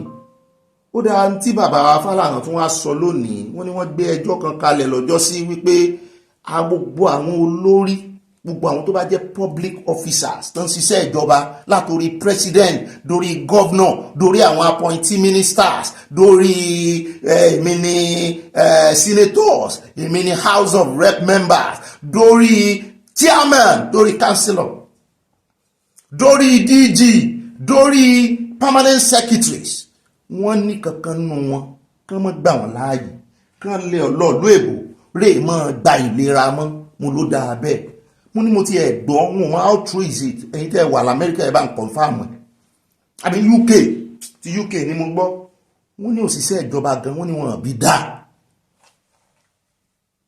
òṣìṣẹ́ ìjọba wọ́n ní wọn bí dá kókó UK kórè gba ìtọ́jú ní kinní mi ẹgbọ́n sí lóòótọ́ ni kórè gba ìtọ́jú ní hospital public hospital tó jẹ́ tìjọba ní ìlú míì wọ́n ní wọ́n ti ìbí olóṣèlú yẹn dá wọ́n ní wọ́n ti ìbí olórí yẹn dá ní UK mi ò wá mọ̀ bóyá ó lè lọ private o àfi tó bá jẹ́ wípé wọ́n á wò pé kí ló ń ṣẹlẹ̀ táwọn ò lè ṣe táwọn ò lè àfi tó bá ti kọjá apá wọn mo sì gbọ́ sí kan lọ́jọ́ sí ó ṣe àwa àti wọn kì í ṣe Nàìjíríà àti UK ó ṣe Italy àti UK ọmọ UK kan wà ń bẹ ọmọ kékeré táwọn òbí rẹ̀ hospital kan bí wọ́n ní kán wọ́n gbé bọ̀ ń tàn rí ṣe ń bẹ̀ wọ́n náà máa ṣe ń bí báyìí wọ́n ti bí sí good for tó ní àwọn cities náà o wọ́n good for àbẹ́ẹ̀rí ń tán ṣe àwọn èèyàn rò pé Pope ti kú tán ni Pope wọ́n ti padà sáàyè Ọlọ́run fún wọn ṣe gan lọ́rọ̀ kan wọ́n ní bá ṣe ní kí ẹni yẹn máa bọ̀ mi mọ̀ bóyá wọ́n trace tó ní lineage sí àbí bóyá mi ò sáà mọ̀ sáà bóyá ìyá yẹn ló contact hospital yẹn bí láwọn UK bá yarí pé láíláí àwọn ò ní rí release ẹ̀ ó mọ̀ di wàhálà lọ́dún tó kọjá ló ṣẹlẹ̀ ìbẹ̀rẹ̀ ọdún tó kọjá lọ́rọ̀ kan bàbá Fẹ́mi Fálànà sáà gbẹ́jọ́ lọ ilé ẹjọ́ wọ́n dẹjọ́ wọn nù wọ́n gbẹ́jọ́ lọ ilé ẹjọ́ lálàkọ́kọ́ wọ́n kápẹ́ẹ̀tì wọ́n wọ́n ìní wọ́n wá àpíìlì ní ìsìn wọ́n tún ti dẹjọ́ nù wọ́n ní bàbá Fálànà ò lẹ́nu àti sọ wípé kíyàn kankan mọ́ lọ ibi tó wù. The Court of Appeal sitting in Lagos has rejected Femi Falana's request to ban public officers from seeking medical treatment abroad. A jẹ́ wípé àwọn gan ò ní believe nínú Nàìjíríà pé wọ́n lè kókò já nígbò jẹ́ pé gbogbo àwọn ọmọ gan wọ́n ti sá lọ tán wọ́n ti sá lọ hospital UCH ṣé òun ní ká sọ tí ò ní iná tí ò ní ná ọ̀dà Fálànà káná lè ṣe ni ẹ̀rí pa àwọn ìjọba ó serious wọ́n á tún gbogbo hospital ṣe kó fi dè wọ́n wípé bàbá ńlá bàbá ń kú yín ẹ gbọ́dọ̀ travel ẹ̀rí gbogbo àwọn kìíní yẹn gbogbo àwọn embassy yẹn kò sí ìtàn máa fún visa nù wọn tí gbogbo wọn ń sá lọ India tán ń sá lọ UK tán ń sá lọ France àwọn ọmọ wa kún sí UK bàbí wọ́n ní wọ́n tiẹ̀ mọ́ bí àwọn dúdú tán bá rí lẹ́nu iṣẹ́ ní hospital ni pé are you a Nigerian pé wọ́n máa fẹ́ kí Nàìjíríà tẹ́lẹ̀ ní òyìnbó máa fẹ́ tutọ́ sí Nàìjíríà lára pé kí dúdú máa fọkàn wọ́n ní nísìn wọ́n bí ọ pé sọmọ Nàìjíríà ni pé tó bá ti jọmọ Nàìjíríà ọkàn wọn kọ́kọ́ balẹ̀ pé àwọn ò rí ìtọ́jú tó péye ní ètò ìlera ni o ẹgbọ́n sí lóòótọ́ ni ọlọ́mọ kẹ́dúdú o ó dẹjọ́ pò ń bẹ́jàre wọ́n ti dẹjọ́ àpíìlì nù báyìí o àwa mọ̀ bóyá bàbá ó lè wọ́n lè tẹ̀síwájú nínú ẹjọ́ àti mẹ́já sáré dé Kebbi State níbi tá a ti gbọ́ wọn ní ojú ti ẹgbẹ́ APC ṣùgbọ́n kójúmọ́ bá àti wọ́n délẹ̀ wọ́n ní wọ́n ti sáré suspend arákùnrin kan tó jẹ́ abániṣiṣẹ́ gómìnà wọn ń bẹ̀ kí ló ṣe o, wọ́n ló gbẹ́jọ́ wá sọ́fíìsì. mo ní oríṣiríṣi má tún jẹ́ àwọn gbọ́ pé ejò kan kówó jẹ́ o, wọ́n nídìí tán fi suspend ẹ̀ gan-an, wọ́n ló dójú ti àwọn. All Progressive Congress ti ìpínlẹ̀ Kebbi wọ́n ní wọ́n ti lé Kabir Sani Giant. mo ní náà gbọ́ Giant lẹ́yìn orúkọ rẹ̀ wọ́n ní tó jẹ́ special adviser sí Governor Nasiru Idris lórí power and politics. wọ́n ti rán lọ lé pàjáwìrì pé kórè ìjókòó lé, wọ́n suspend ẹ̀ ní o. wọ́n ní ẹni tó jẹ́ secretary ẹgbẹ́ òṣèlú nípínlẹ̀ náà Alhaji Seidu Muhammad Kimba ló kéde suspension yìí ní Birnin Kebbi lọ́jọ́ Sunday. mo mọ Birnin Kebbi dáadáa, òun lákọ̀ọ́kọ́ kàn ká tó kan Sokoto. ó ní nínú oṣù kejì February 8, 2025 ó ní Sani Giant ó ní ó gbé ejò lọ sí ilé ìjọba ìpínlẹ̀ náà ní Government House tó sì ń fi ejò náà tó fi ń dẹ́rù ba àwọn olówó ọlọ́lá tó wà níbẹ̀, gbogbo àwọn èèyàn pàtàkì tó wá rí gómìnà, wọ́n ní ó sì fi ń dẹ́rù ba wọn, àwọn yẹn wá ń sá lọ pẹ̀lú agbádá. wọ́n ní Muhammadu Kimba sọ pé eléyìí ẹmbarasi àwọn nílé ìjọba àti pé àwọn opponent ti wá ń lò láti tàbùkù ẹgbẹ́ àwọn APC pé ṣé ejò táwọn fẹ́ fi kówó jẹ rí. mo ní tẹ́lẹ̀ ńkọ́ wọ́n ní tàbùkù yín, wọ́n náà ti ń tàbùkù àwọn. mo ní wọ́n tàbùkù yín, ẹ̀yin lẹ́kọjá yìí lọ́rọ̀ kan. wọ́n ní wọ́n ti lé kórè ìjókòó lé. mo ní mo rántí gbogbo ìbàdàn náà ni wọ́n kówó jẹ, ejò kówó jẹ, ọ̀bọ kówó jẹ, kò sí kòkòrò tí ò kówó jẹ, kòkòrò jóbijóbi. yàtọ̀ sí eléyìí tán kó sínú tọ́ílẹ̀tì tówó ti bàjẹ́ tí ó ti bu. Nigeria is a special country. ẹjẹ́ àpòǹbẹ́jàre ẹjẹ́ àdọ́dọ̀ arákùnrin kan tán ni wọ́n fi sẹ́wọ̀n torí pé ó jẹ gbèsè 1.1 million 1.1 kìíní kan ó lé díẹ̀ tán ló jẹ. ó ti wá wà ń kirikiri, wọ́n ní láti kirikiri ló bá sẹ́ndì mẹ́sẹ̀gì. mo ní sọ́mọ́ jẹ́ kán lo fóònù nú ẹ̀wọ̀n ni, ó jẹ gbèsè. mo ní ṣe bí Nàìjíríà gan jẹ gbèsè tó sá lọ ni, tó lóun ò ní san ni. àwọn èèyàn náà sì mọ gbèsè jẹ́ Nàìjíríà, wọ́n mọ̀ sá fún wọn ni, wọ́n ní gbé kọ́ọ̀lù rẹ ni. kò tí ẹ̀ wà tún bá àwọn tó jẹ́ wípé wọ́n àfi ọfẹ́ rí gbèsè yẹn, wọ́n fẹ́ san, wọ́n mọ̀ dídì mọ́ fẹ́ san ni. tán tún mọ̀ wọ̀ báyìí tí ìyá neighbor yín lówó rí tàbára ṣọ́ọ̀ṣì yín tẹ́jọ́ mọ̀ pàdé ní ṣọ́ọ̀ṣì tí ó sì mọ̀ give testimony pọ̀ lọ́run ṣe báyìí fún un, ó sì jẹ́wọ́ ń gbèsè. àwọn kan náà wà àwọn ọmọ owó béèrè o, torí wọ́n bá fẹ́ béèrè owó nísìnyí lọ́mọ gbọ́tẹ́lẹ̀ mi kan wọ́n mọ̀ sọ fún àríran, wọ́n mọ̀ sọ fún pé mọ́ béèrè owó yẹn, owó bá ti béèrè owó yẹn ó lè pa owó lè sì máa wò pé mo yá ọ lówó, ó wá fẹ́ fi nǹkan mí ìsanwó irọ́. ìwọ náà owó tó ọba èmi tí ẹ̀yà àyàn lówó, irọ́ owó tí n bá lè fún ọ wọ́n fún ọ, ọba lọ́wọ́ fẹ́ yáwó lọ́wọ́ mi, ilé tí n lè fún ọ ni wọ́n fún ọ ń bẹ̀ bí ọba tẹ ọlọ́run. ó tún wá lè fẹ́ gba owó padà ní ìsìn kan tó fi nǹkan sínú owó fún ọ kó wá mọ gbé ní tó ọmọ sìn kiri. èèyàn dúdú àbí fún dúdú òun náà popular díẹ̀ ìmọ̀ ta sáwọn ẹ̀wọ̀n ní sọkúsọ ní tiẹ̀ máa ń sọ ẹ̀mọ̀ àwọn tí wọ́n lọ nú kọ́mẹ̀ntì tán máa ń sọ sọkúsọ ẹ̀. òun náà ní profile lórí ẹ̀rọ ayélujára X Twitter tẹ́lẹ̀. wọ́n ní ló bá ń bẹ̀bẹ̀ pé ẹjọ́ ẹ mọ̀ wo ti ìsọkúsọ tó máa ń sọ bóun ṣe máa ń àtàkì àwọn èèyàn wípé kán ràn lọ́wọ́, òun gbé kíní ìsíta kan tó mú òun pé òun ò rí èèyàn ràn lọ́wọ́, wọ́n lòun fẹ́ scam àwọn èèyàn ni. ṣùgbọ́n ní ìsìn tóun sì ti wà ní kirikiri, nọ́mbà ìyàwó òun rèé pé 1.1 million ló gbé ń débì. mo ní kí ìwọ náà sá lọ. ẹlòmíì ò jẹ gbèsè báyìí yóò sì tún máa sọ fún ẹni tó yá lówó wípé abóhùn sí èrè pé ṣé Nàìjíríà ò jẹ attitude náà kún o, pé ṣé Nàìjíríà náà ò jẹ gbèsè ni. òótọ́ ni, ṣùgbọ́n attitude kún. tí ẹ bá wo ohun tó gbé arákùnrin àwọn attitude ẹ̀ ò dáa, ṣùgbọ́n ó ṣàrò lùrànlọ́wọ́, àwọn èèyàn ti wá dáwó fún gbogbo olóore pàdé, wọ́n ti wá dá owó yẹn fún, wọ́n ti rọ rìlíìsì ẹ̀ lẹ́wọ̀n. ní Ọlọ́run kó ọyọ ó fèlè kọgbọ́n láyé rẹ̀, ìsọkúsọ tẹ́ ẹ̀ mọ́ ń sọ kiri ẹ̀ níwà, ẹlòmíì ò níwà ládùúgbò rẹ̀, kò tún níwà lórí ẹ̀rọ ayélujára. ó rò pé ilé jìnnà síra wọn, kó sì mọ̀ pé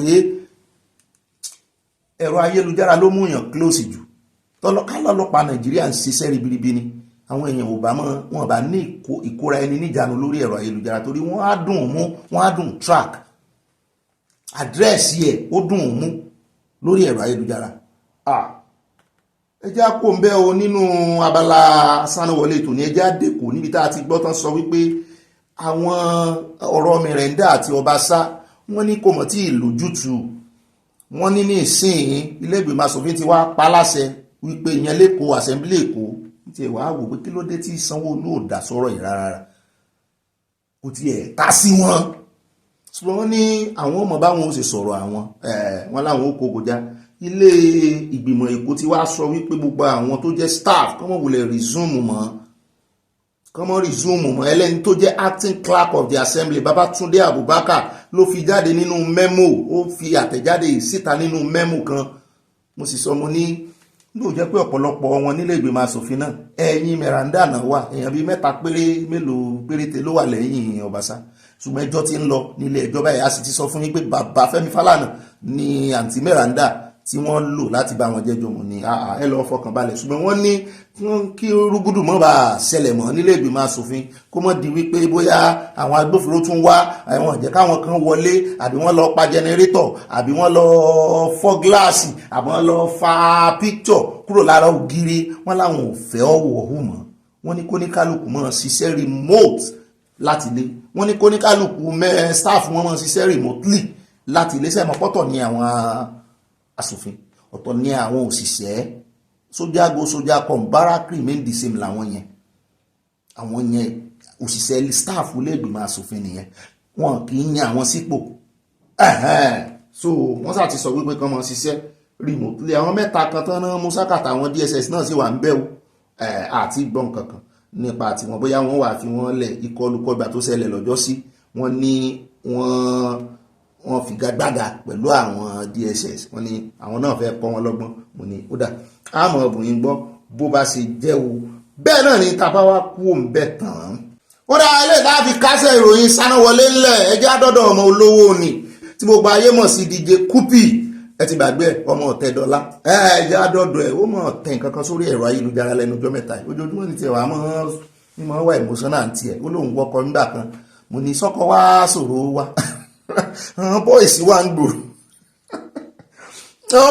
ń gbòòrò ayé ṣùgbọ́n sẹ́yìn mọ̀ pé tọ́mọ bá ti jẹ́ ọmọ olówó báwọn wọ́n máa ń wò pé gbogbo ọkùnrin náà máa ń fura sí pé ó fẹ́ wá tífẹ́ ó fi kọjá ìfẹ́ rẹ̀ gangan tí ó fi kọjá bọ́kọ̀ rẹ̀ ò bá tí ì lówó lọ́wọ́ tó sì jóun ni wọ́n yọ egun rẹ̀ ní ààrẹ tó ní ìfẹ́ ni ṣùgbọ́n gbàgbó slọ́tún ló sì náà máa ń fún lórí ẹ̀rọ ayélujára òun náà sì rán yàn àṣẹwá àṣẹyìnbọ̀ ló wá ń dúpẹ́ lọ́wọ́ Ọlọ́run wípé ojú mọ̀ ṣẹ̀ṣẹ̀ là ní pé òun ṣe mọ iye owó ilé owó inú ọlá tán bí òun sí mo ní ọ̀pọ̀lọpọ̀ ọmọ olówó ìmọ̀ iye rẹ̀ wọ́n máa ń rò pé bí gbogbo ayé ṣe rí nu wọ́n lọ ghetto lójú ọmọ olówó wọn bá dé ghetto wọ́n rò pé àwọn ń wo fíìmù ní wọ́n ní mọ̀ pé inú ayé ló ti ń ṣẹlẹ̀ reality ni bẹ́ẹ̀ ni pọ́mọ olówó bá dé ghetto yóò rò pé bóyá inú fíìmù lòun wo fíìmù sinimá ni torí lè sọ fún wọn pé yà ń jẹ́ èèyàn kan believe ń tó fà tọ́pọ̀lọpọ̀ mẹ̀kúnnù fi ń lálàsẹ̀ Nàìjíríà nìyẹn ọ̀pọ̀lọpọ̀ àwọn olówó believe pé ìyà ò jẹ wọn torí bí wọ́n ṣe ń gbégbé ayé wọn nìyẹn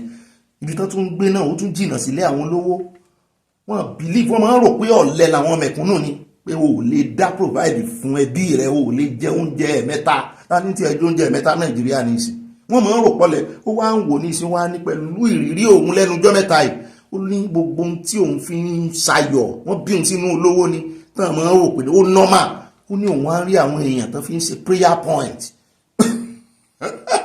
mo lọ́wọ́ mọ nǹkan kan èèyàn kan náà lórí gbàdúrà lọ́jọ́ sí ní ṣọ́ọ̀ṣì olówó wá gbàdúrà tálíkà náà wá gbàdúrà igbe tí tálíkà wá ń borí tó lówó ó sàn ń pariwo ní olówó sì rè àdúrà God you're kind hallelujah please God this election I want bólówó ṣe máa gbàdúrà nù wọ́n ti ẹ̀ lè mọ́ lànà sọ̀rọ̀ ṣùgbọ́n èèyàn ká gidi borí ni bàbá ṣe bàbá ṣe ẹ̀ bẹ́ẹ̀ lo 1 hour lórí bàbá ṣe nìkan wọ́n ní olówó bá táàpù ẹ̀ pé wọn mọ̀ bóyá true story ni òṣùbọ̀ kọ́ wa lọ́gbọ́n olówó bá táàpù ẹ̀ pé Ọ̀gbẹ́ni ń disturb mi ó jẹ́ kí n ráyè concentrate mo fẹ́ connect directly from my heart with God tálákà ò sì ran connection tiẹ̀ tó ti ẹ̀ ní wifi tí ó fi connect pẹ̀lú Ọlọ́run ariwo ni ààyè ní ẹ̀mọ́ kígbe mọ́ lọ́hun wọ́n sì ní ajágbe mọ́ lọ́hun ojú ní nǹkan ó ní ìdí àti jágbe mọ́ lọ́hun Ọlọ́run mẹ̀dùn ọkàn gbogbo wa kì í ṣe jíjágbe rẹ̀ lọ́rọ̀ kan àṣẹ̀yìnwá àṣẹ̀yìnbọ̀ wọ́n ní lolówó ńgbà tó sú olówó tó ti táàpù ẹ̀bí ẹ̀mẹ́ta pé Ọ̀gbẹ́ni jẹ́ àjogún mi ó dá kí ni pọ́blẹ̀mù ẹ̀gán tó fi ń pariwo mọ́ lọ́hun báyìí what is your problem wá ní owó tó owó kan lòún wà bóyá owó sukú ọmọ náà ti ẹ̀ pé àbí wọ́n ní owó yẹn ò ti ẹ̀ tó 1 million ló bá ní òkè wọ́n fún ọ ní times 10 yẹn tó bá ti promise mi pé o ò ní bó ṣe báyìí wọ́n ní ló bá tún bẹ̀rẹ̀ ògo ọlọ́run ti gbàdúrà ló bá tún fògo gbàdúrà ló ń fi ìyìn gbàdúrà ló bá ní ṣé bó ń sọ fún un òun ò gbàdúrà mọ́ òun dúpẹ́ ní ó dà máa tún fún ẹ̀ times 10 yẹn bó ṣàṣe fún lówó tó kóra rẹ̀ lọ́nu tó lówó ráyè béèrè ó fẹ́ torí ẹ̀ ni mo sì mú mọ́ ọ̀rọ̀ ọmọ DJ Copy òun mọ nǹkan kan wọn àmọ́ pépò wọn àmọ́ pé nǹkan kan ṣẹlẹ̀ pé èèyàn ló ń jẹjẹ kò yí hàn pé bóyá ebi ń pààyàn wọ́n bá lébi ń pààyàn kì í ṣe pé ebi normal o ẹni tẹ́bi bá pa ọlọ́run ní jẹ́bi ó pa ó dáa ní rí bẹ́ẹ̀ lọ ní abala ó mú ẹ̀rìn ó má wàdà wá ẹ̀wọ̀n bínú ní rí bẹ́ẹ̀ lọ nú abala àsánáwọlé ètò ní pápápá àyá ó yá wá gbé wa débẹ̀ nú abala àwọn olólùfẹ́ wa abala comment section gbóhùn sókè mọ́fà kó ṣòfò. Ẹ káàbọ̀ sínú abala ti comment section yàwá bí akínṣe mọ́yìn mọ́ mi dáadáa wọ́n ní Ọ̀gbẹ́ni Bobby ẹ kú dédé ìwòyí o mo bá Ọ̀gbẹ́ni tí wọ́n fi sílẹ̀ yẹn yọ president youth Afẹ́nifẹ́re wọ́n ní ẹ̀kọ́ ni eléyìí jẹ́ fún gbogbo ènìyàn Olúwa yóò máa fi ìṣọ́ rẹ̀ ṣọ́ àwọn ènìyàn tirẹ̀ o wọ́n tẹ lọ́ọ̀fù sí mo like blue love yìí wọ́n ló jẹ́ pé Ìgbòho tó wà Nàìjíríà ló jẹ́ kán fi ẹni yẹn sílẹ̀ o Olúwa ṣeun adúpẹ́ lọ́wọ́ Ọlọ́run the fear of Ìgbòho is the beginning of wisdom fáwọn Fúlàní. Ọláwùmí Ọ̀sìnrólú kẹmọ́ mi dáadáa wọ́n ní politicians wọ́n fi kọ́má sí wọ́n ní àwọn obìnrin yẹn ti gba owó ìṣẹ́wó wọn náà ń ṣe poverty is ọmọ àlè àwọn tí wọ́n láwọn ń wá justice fún Akpabio ní Calabar. Jebex wọ́n ní Ọ̀gbẹ́ni Bobby wọ́n ti rí òkú Ògúnbọ̀dé Quadri ní chọ́ọ̀chì shepherd yẹn o èmi náà mọ̀ọ́sẹ̀ ń gbọ́ ní o ṣe tẹ́ ẹ gbé wa débẹ̀ yín lẹ fún wa lọ́pdẹ̀tì yìí o ní CCC parish Lásù Lagos kí Ọlọ́run máa kó wa yọ lọ́wọ́ àwọn ìránṣẹ́ ìṣù tí wọ́n ń jẹ́ pásítọ̀ àti àlùfáà irọ́ yìí ìyá wa Morun Adébọ̀ní is a pastor he is a shepherd Sele has only one pastor ó dà Ọlọ́run kó mọ́ kó wáyọ́ o ṣùgbọ́n bá ṣe ń sọ títí náà àwọn èèyàn ò ní gbọ́ wọn ò ní gbọ́ aláwọn ará bíi ń tán ṣe kọjá kínní bá Ọlọ́run rẹ sọ̀rọ̀ ẹni tí wà tí ẹ bá sì mọ̀ wípé ẹjọ́ wà ní inú ẹ̀mí ẹjọ́ lè ṣe prayer kì í ṣe pé oh my God Morun Adébọ̀ ìyá mi dáadáa wọ́n ní Ọ̀gbẹ́ni Bobby wọ́n rántí kọrin fún yín Morun mú bọ̀ ẹja ọ̀sán wọ́n ní Ọ̀gbẹ́ni Bobby mi tó tọ́ ọmọ Darlington olùsọ yẹn lè jẹ́ ègùn Badagry or Àjàṣẹ́ those shameless protesters are being paid ní ọ̀rọ̀ ti Akpabio nìyẹn o ní ti ilé ìgbìmọ̀ asòfin kí obìnrin tó lè dé ipò gíga wàhálà àwọn ọkùnrin wa máa ń pọ̀ bí wọ́n ṣe máa dé ilé agbára àwa obìnrin ni wọ́n máa ń wá ibo nílé agbára yín Bami Richard Bídàpọ̀ wọ́n ní allegedly Akpabio versus Natasha will affect Akpabio negatively bẹ́ẹ̀ ni o ó ti affect negatively already wọ́n tẹ love rẹpẹtẹ sí àó wọ́n bú sẹ́rìn ẹ̀rín yín ò ní dìbànújẹ́. Bọ́láńlé Adéníkẹ́ mọ́ mi ní Ọ̀gbẹ́ni Bobby ibà kanjú abẹ́ní kò sí ẹ̀yin ò mọ̀ pé nígbà tí àwọn ọlọ́pàá Èkó tí wọ́n kọ̀ láti gbé ìgbésẹ̀ tó tọ́ àti eléyìí tó yẹ nígbàrà tí Mohbad kú àwọn ni wọ́n ti fi okùn sí ọ̀rọ̀ yẹn nídìí ó dá ọ̀rọ̀ sà Yorùbá nation no going back ó lágbára bá a bá ń reverse tá à ń rewind ọ̀rọ̀ Mohbad ó wà disappointing. Mo dúpẹ́ Adénúgà Willers mọ́ mi ní CNS movement choir ayọ̀ ní òní ó kọrin náà ó lè ní àwọn Nigerian leaders ó lè gbé ó lè gbà á mo bá yín falẹ̀ jẹ́lì sí ndì.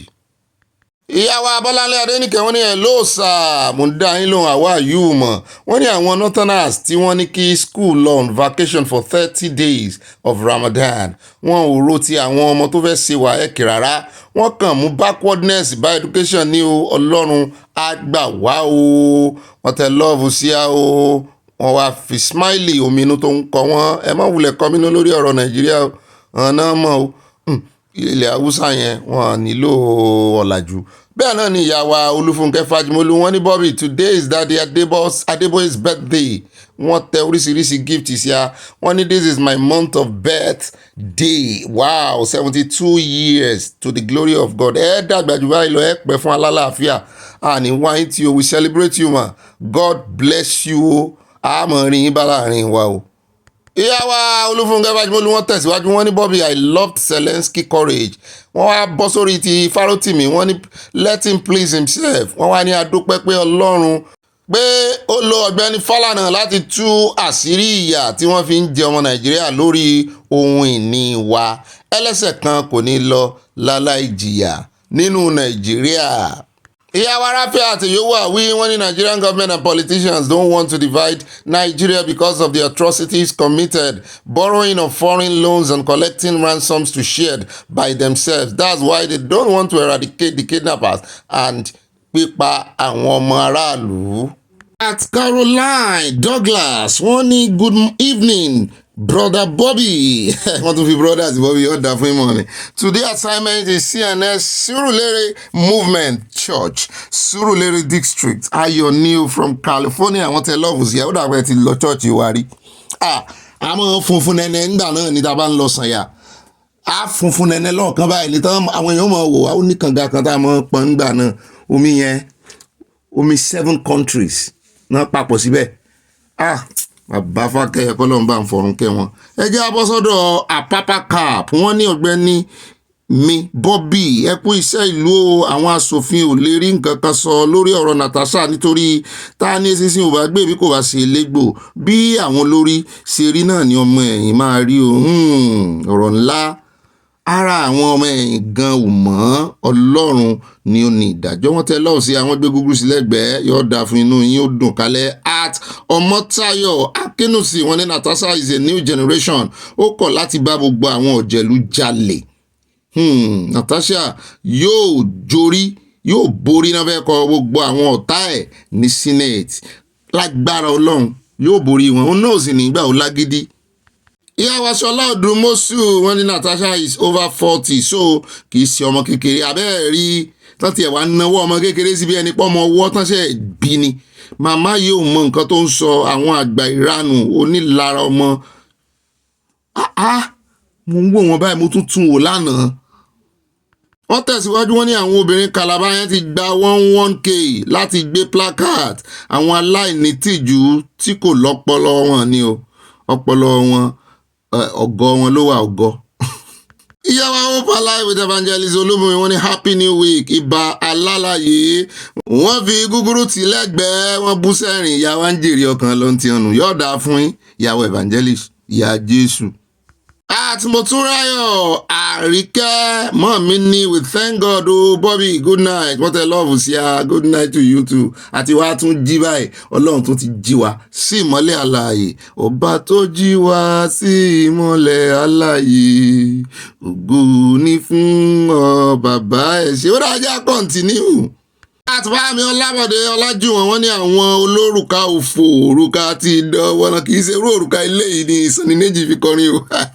Wọ́n gbọ́dọ̀ fi orú òrùka ilé yìí ṣe ìgbéyàwó fún yàn òrùka ẹlẹ́lọ́ wọn ò ní òrùka tí wọ́n máa fi kọjú àwọn bandit abẹ́ẹ̀ rí. Mo wò wọ́n báyìí mo ní ara ìfàsẹ́yìn tí Yorùbá níre o. At Stella Odele mọ́ mi ní nǹkan kan ń ṣe ọmọbìnrin yẹn o ó fi ìkanra mú ọmọ yẹn ni ìyẹn ló yẹ kán béèrè lọ́wọ́ ẹ̀ ara ń kan fún nǹkan kan ọkùnrin ló gbá yan ìyàwó ẹ̀ ló sáré lọ gbé ọmọ yẹn kúrò lábẹ́ ẹsẹ̀ rẹ̀. At Captain Michael Adesanya wọ́n ní ibà sàn láàrin Yorùbá Nation gbọ́dọ̀ wáṣẹ̀ ní kíákíá gbogbo àwọn òjèlú yìí àpò wọn ni wọ́n ń roko sí wọn kò nífẹ̀ẹ́ ìlú yìí rárá wọ́n ti ta Nàìjíríà sí àpò ara wọn kí Olúwa gbà wá lọ́wọ́ wọn abẹ́ẹ̀ rí tí bàbá Fálànà sọ lánàá ni mo ní àbí mi ò gbọ́rú ẹ̀ rí ni wọ́n tẹ lọ́ọ̀fù sí ayọ́ọ̀dà fún yín o ìfẹ́ wa ò ní bàjẹ́. Ìyá wa Hope Alive with Evangelist Olúbùnmi náà sọ̀rọ̀ lórí bàbá Fálànà wọ́n ní kí Olúwa gba ọpẹ́ wa lórí bàbá Fálànà gbọ́pẹ́ wa gbà yín wa Olúwa gba ọpẹ́ wa gbà yín wa. Ìyá wa Tina Parker tó bá fi lè mú ìyá mi kọ comment tó gùn báyìí kẹ́ ẹ ti mọ̀ pé ìròyìn yẹn serious. Wọ́n ní why is the Senate only for the elderly? Béèrè ní o bóyá wọ́n dá wa lóhùn. Wọ́n tẹ̀síwájú wọ́n ní at what age are you considered elderly? Is it right for the head of the Senate to be allegedly harassing a married woman? Wọ́n lè sọ yún lórí kìíní. Wọ́n ní Natasha is right to be taking him to court. In the meantime, he should step down. Wọ́n ní Bobby thanks a million ẹ̀yin gan mo kí yín gbogbo ìgbà yín ẹ ṣe wọ́n tẹ lọ́ọ̀fù alárabàrà sí mi wọ́n fi 100% sí. Ìyá wa Stella Odele ní ṣé ọ̀rọ̀ súùtù lélẹ́yìí ní ogun ń ja ìlú burúkú tí ẹ̀mí 1000 ti kú sí Amẹ́ríkà ń béèrè súùtù. In short, they have no right to complain about his dressing. Bẹ́ẹ̀ náà ni àtìyàwó àárín adé wọ́n ní ẹ̀kú iṣẹ́ wọ̀ Ọ̀gbẹ́ni Bobby àwọn big mummy sọnù yìí should keep quiet. Wọ́n ní kan gbẹ́nu wọn dákẹ́. Natasha was elected as every other senator. They should keep their big mummies at home when going to work. Natasha should treat these women as colleagues and not as seniors. Kí ló dé? Wow. Wọ́n wá bínú tán wọ́n tẹ lọ́ọ̀bù sí a ń tán lọ ń ṣe nílé ìgbìmọ̀ asòfin nìyẹn wọ́n múṣẹ́ tán rán wọn lọ sí wọ́n lọ ń claim seniority. Bẹ́ẹ̀ náà ni at Gail Akinosotu wọ́n ní Ọ̀gbẹ́ni Bobby happy new month, you are the best, God is the best. Mo dá padà fọlọ́run kó fi fún wa lóore ọ̀fẹ́ àtàánú. At Michael Junior ya Michael inú wọ́n ní èmi ni Tóyìn ya Michael mú mọ̀ yín. At Surulere also known as Hallelujah Ọ̀gbẹ́ni Bobby ibà gbọ́n má bí wọ́n àánú Mohbad ṣe mí gan-an. Kò wá láti ìdílé tó dáa rárá ìdí nìyẹn tí àwọn adájọ́ fi dá ẹjọ́ wọn nù àti bàbá àti Wùmí àti ìyá Mohbad kò sí èyí tó gbádùn nínú wọn. Kọ́sà lọ sin ọmọ kó lè ní ìsinmi o. At omi tó gùn dẹ́ ní ìṣẹ́wò gbogbo èèyàn mo fẹ́ fẹjọ́ bàbá wa ìsún yìí. Ẹ mọ̀ gbọ́ jẹ́ nǹka mẹ́sẹ̀jì wọn.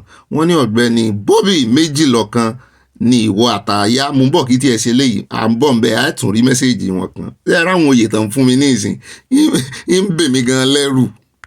Ìyá Joseph Aláwìyé wọ́n ní Ọ̀gbẹ́ni Bobby àti ayé pé ìròyìn múríyá àlẹ́jẹ́lì Ọlọ́run yóò wà pẹ̀lú yín àmì o wọ́n fàlẹ́jẹ́lì sí wọ́n tẹ́ lọ́ọ̀fù sí àwọn ní apology for the typographical mo tòrò gbé díẹ̀ ní ó dá sí yé wa yóò dá fún yín wọ́n bú sẹ́rìn ayọ̀ yín ò ní dìbànújẹ́.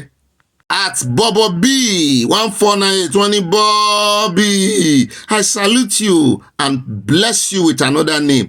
Ayọ̀ mi overflow amen ọkàn capital letter God bless you. Ayọ̀ gbogbo wa ò ní dìbànújẹ́ yóò mọ overflow ni yóò mọ kún tọ́báláyọ̀ kún yóò mọ kún sí ni. At John Oyeniyi wọ́n ní Ọ̀gbẹ́ni Bobby ọkọ̀ ọmọge Yorùbá nation a reality ẹ̀kú iṣẹ́ o capital letter náà fi kọ reality yẹn ẹ ṣe yọ̀ ọ̀dà fún yín ọkọ̀ ọmọge àmìlẹ̀ ń ké sí. Ìyá mi rí Scott Àdìgún sáwẹ́ lọ wọ́n ní àpapò wọn ló ti gbé àsíá gbogbo yín lọ àpapò náà pé ojú gbogbo yín ló wà lára Natasha kàákùlù fún yín wọ́n kú ti sọ wọ́n ní tàṣàbíò àwọn kan ti ń threaten wọ́n ní tí àpapò bá go down wọ́n ní Natasha náà ò go down mo níta ló ràn yín ọmọ ọlọ́mọ gbogbo yín yóò tó àṣírí yín wọ́n ní ojú gbogbo ló wà lára Natasha ó kàákùlù fún yín kò sì ní rágbá fún yín pẹ̀lú lọ́lá mẹ̀kúnnù àmì ó dàrọ̀ sálàm wọ́n tẹ lọ́ọ̀fù sí a. At Olúfúnmiláyọ̀ Àyànsọ́lá wọ́n ní Ọ̀gbẹ́ni Bobby ẹ má dákẹ́ lórí ọ̀rọ̀ Natasha o mo rò pé ká sinmi lórí rẹ̀ ni ó dàgbà àti ń pariwo lórí rẹ̀ ju ẹ̀yin obìnrin ṣé ká mọ̀ bá yín béèrè ráìtì yẹn mo ti débi kọ́mẹ́ǹtì tí mò ń wá àbáwọ̀ omi tó gùn Dennis wọ́n ní Ọ̀gbẹ́ni Bobby àti àyà jẹ́ ibà ìdágìrì ẹ gbọ́ sí èmi tún ní ibà ìdágìrì wọ́n fi mí pàwọ̀ ẹ̀dẹ́ ó dáa wá ń wò.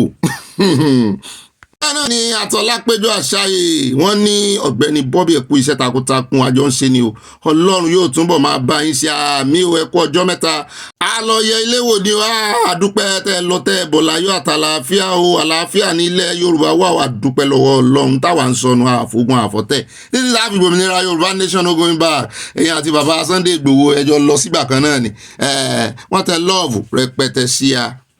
Ìyá wa rí Scott wọ́n ti dọ̀bí kúrọ̀sì mi wájú o wọ́n ní ó máa ṣe o ẹ ti lọ fún àwọn tí ebi ń pa lówó kí wọ́n máa bá yín pariwo lórí irọ́ abẹ́ẹ̀rí wọ́n sanwó fáwọn obìnrin yẹn ni kí wọ́n máa pariwo Natasha ó yá bẹ́ẹ̀ respect ọkọ sọ̀rọ̀ ọkọ náà ń bá délé ìgbìmọ̀ asòfin ilé asòfin ti di kóòtù àti ayọ̀ dà fún yín fún language tẹ́lẹ̀ ó ti di kóòtù àsìpá o ọba àìbínú mọ̀ ní ọlọ́run abẹ́ẹ̀rí onísùúrù ni salam wọ́n tẹ lọ́ọ̀fù sí a.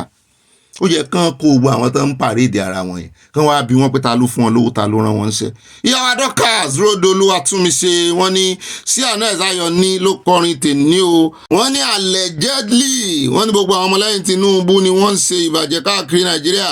Ajagunbalẹ̀ orílẹ̀ Ifọ̀ ọmọ MC Olúọmọ Ẹlẹ́gùṣí versus Mohbad, Akpabio versus Natasha etc. Tinubu gbogbo ọ̀rọ̀ wọ̀nyí from Providence, Rhode Island, USA. Wọ́n ti falẹ̀ allegedly sí ọ̀dà fún yẹn tí kò gojá lórí rẹ̀. At Olive Odele wọ́n ní ìwà ìkà wà ní ilẹ̀ dúdú bẹ́ẹ̀ ni ìjọba pàápàá ní ọwọ́ sí ìmúgbòòrò rẹ̀. Wọ́n ń bomi rin irúgbìn burúkú, irúgbìn ìwà ìkà. Ó ga o, ọ̀rọ̀ ńlá ó sì mú mi ronú. Yóò dáa fún yín, yóò dáa fún yín.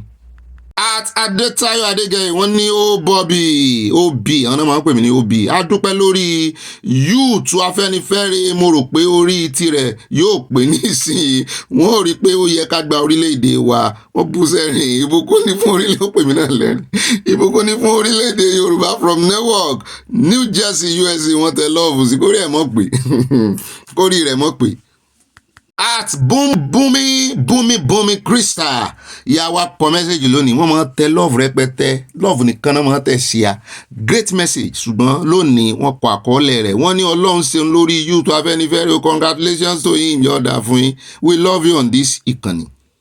At Olórìtòkẹ́ Sàlámì wọ́n ní ẹ kú iṣẹ́ takuntakun sáà, mo wá tẹ love sí yẹn tó náà tẹ love sí a abẹ́rẹ́ respect is reciprocal, love is love. Àti ìyàwó Dorcas Jalo wọ́n ní nǹkan lọ ní Nàìjíríà o nàwa o òrùka kí oyún lè wálẹ̀ àwọn aláboyún chai Nàìjíríà lè rí yẹn o. oògùn bí nìkan ní ló wà lọ́wọ́ wọn lóògùn rẹ̀rí, wọn ní oògùn rẹ̀rí. Ọlọ́run ṣàánú wa. Bẹ́ẹ̀ náà ni at Sunday Oguntuase wọ́n ní well done Ọ̀gbẹ́ni Bobby, yọ̀ọ̀dà fún yín, gbogbo alájọ ń well done. At Oluwatoye Victoria mọ́ mi ni when is Aya and his oga going to wax their records? Àmọ̀jọ́ sí ààbò ìgbọ́. At Dúpẹ́ Ògúnwálé wọ́n ní good day Ọ̀gbẹ́ni Bobby, Nàìjíríà ṣẹ̀ṣẹ̀ bẹ̀rẹ̀ fíìmù oríṣiríṣi fíìmù látúmọ̀ rí Nàìjíríà, God will continue exposing all the evil ones in Jesus' name. Amen. Asamisi. Wọ́n kó gúgúrú lé alọ́wọ́. Bẹ́ẹ̀ náà ni wọ́n tẹ lọ́ọ̀bù sí a.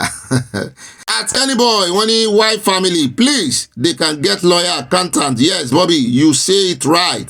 Wọ́n tẹ lọ́ọ̀bù sí a. Yóò dáa fún yín. Ẹ̀yin gan kanjú abẹ́ ń kó. At Amidat Okoro wọ́n ní Ọ̀gbẹ́ni Bobby, good afternoon. Mo kí yín mọ̀ mí o. Wọ́n ní Almighty God will perfect everything that concerns you and Aya. Àmì o àtẹ̀yìn náà. Happy birthday to our daddy in the Lord, Pastor E.A. Adeboye. Wọ́n tẹ love rẹpẹtẹ. Wọ́n ní a fi gúgúrú ká fi jẹ̀gbádùn. At Ìdẹ̀ra wọ́n ní àìgbọ̀jẹ̀ AIG Ìmọ̀kùadé kò sí dáradára ní ojú tèmi o lórí ọ̀rọ̀ Igwe ni o. Àwọn tán fi property ilẹ̀ fọmọ wọn ní Chizobi gbọ́dọ̀ ní ìfura, Ọlọ́run yóò fi ààbò bo ọmọdé yìí. Mo ní ìgbàgbọ́ pé Igbo lẹ́kọ̀ọ́ o, igbákejì Igwe ní àjẹ́ndà burúkú fún ọmọdébìnrin kékeré yìí. Gbogbo ìwà tí ẹ̀dá bá wù yóò jèrè iṣẹ́ ọwọ́ rẹ̀, ẹ̀san ń bẹ. Abẹ́ẹ̀rí ó fẹ́ kó gbogbo rẹ̀, partner rẹ̀ ti kú, ó fẹ́ kó gbogbo rẹ̀. Tó bóyá torí ẹ̀ làwọn ẹbí Igwe sì ṣe ń ranjú pé wọ́n fẹ́ lé ọmọ ìṣẹ́nu ẹkùn ni, ṣùgbọ́n kan náà sí lọ́nà tó tọ́. Bẹ́ẹ̀ náà ni at Stella o wọ́n ní ìwọ ìyàwó àpábí ó di ọjọ́ tí wọ́n bá gbé ọmọ tí ọkọ rẹ̀ bí síta wá ká ọmọlé, ní ọjọ́ náà ni orí rẹ̀ yóò pé.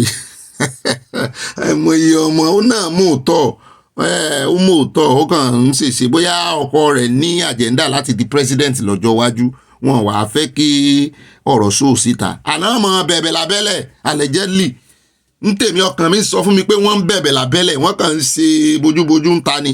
Bẹ́ẹ̀ náà ni at Mojí Adésànyà wọ́n ní there is nothing wrong with her saying ọmọ Wigwe at all. Àìgbọ́jẹ̀ should hands off the Wigwe's family. Èwo níta ìgbọ́jẹ̀ ìgan ṣe jẹ́ náà. at Ademola Samuel wọ́n love náà fi bẹ̀rẹ̀ yọ̀ọ̀dà fún yín wọ́n ní Ọ̀gbẹ́ni Bobby ẹ kú iṣẹ́ àwàdà tí ẹ máa ń fi kún ìròyìn máa ń dùn mọ́ wa bàbá Sàlá nọ́mbà 2 lóòótọ́ àwọn bàbá ńlá wa bàbá ńlá wa làwọn yẹn Yorùbá Nation làwọn ń fẹ́ o Providence Rhode Island USA ẹ̀yin náà Providence lẹ́wà mo máa gbádùn yín bẹ̀ wọ́n ti bú sẹ́rìn at comfort family wa wọ́n ní Ọ̀gbẹ́ni Bobby àti àyẹ̀kú iṣẹ́ ìròyìn gbàǹkọ̀gbì yìí o àbẹ́ẹ̀rí gbàǹkọ̀gbì ni o a máa rọrùn fún yín lágbára Ọlọ́run àmì àṣẹ Èdùmàrè jealousy and envy ní ọ̀rọ̀ Natasha bade o a ó ní èdè láìpẹ́ lágbára àti Jésù àmì o Yorùbá Nation ní bàbá no going back cns ayọ̀ ní Èkó ló kọrin tòní orí ìyìn náà yọ̀ọ̀dà fún yín ẹgbàá. Ó yá o wọ́n tún fún mi lóye tútù o ìyá wa àti olórí tó kásàlámì wọ́n ní ó ga o ibà sásúsẹ́wà ẹ ṣe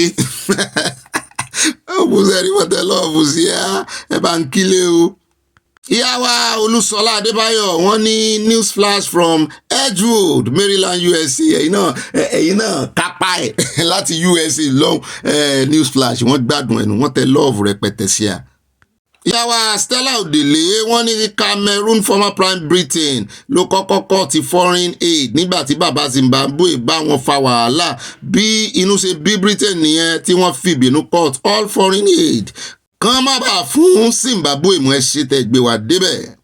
At Dúpẹ́ Bello wọ́n ní cns ayọ̀ ní Sùúrùlérè àwọn ló kọ orin náà Bobby ọba gbé wọn débẹ̀ akú ìsinmi òní Ọlọ́run kí ó túnbọ̀ máa fún yín ní agbára àti òye àmì àṣẹ Ìdùmàrè Yorùbá Nation no going back.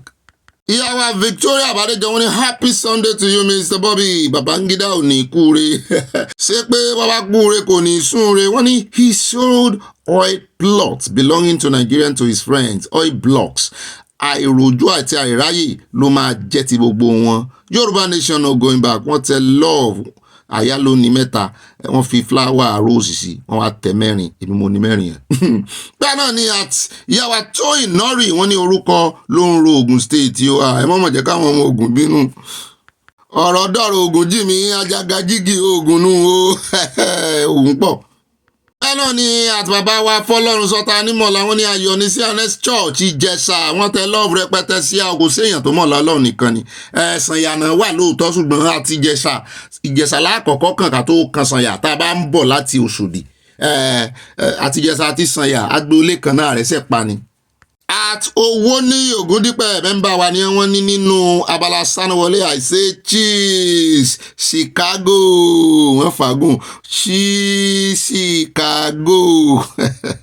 At Monisola Rahman wọ́n ní cns ayọ̀ ní ló kọ́ Ọ̀gbẹ́ni Bobby ẹ̀kú iṣẹ́ o kọ́lọ́run ọba fèrè ṣiṣẹ́ yẹn àmì o Buhari ni bàbá Fálànà ń sọ nípa rẹ̀ o Yorùbá Nation no going back.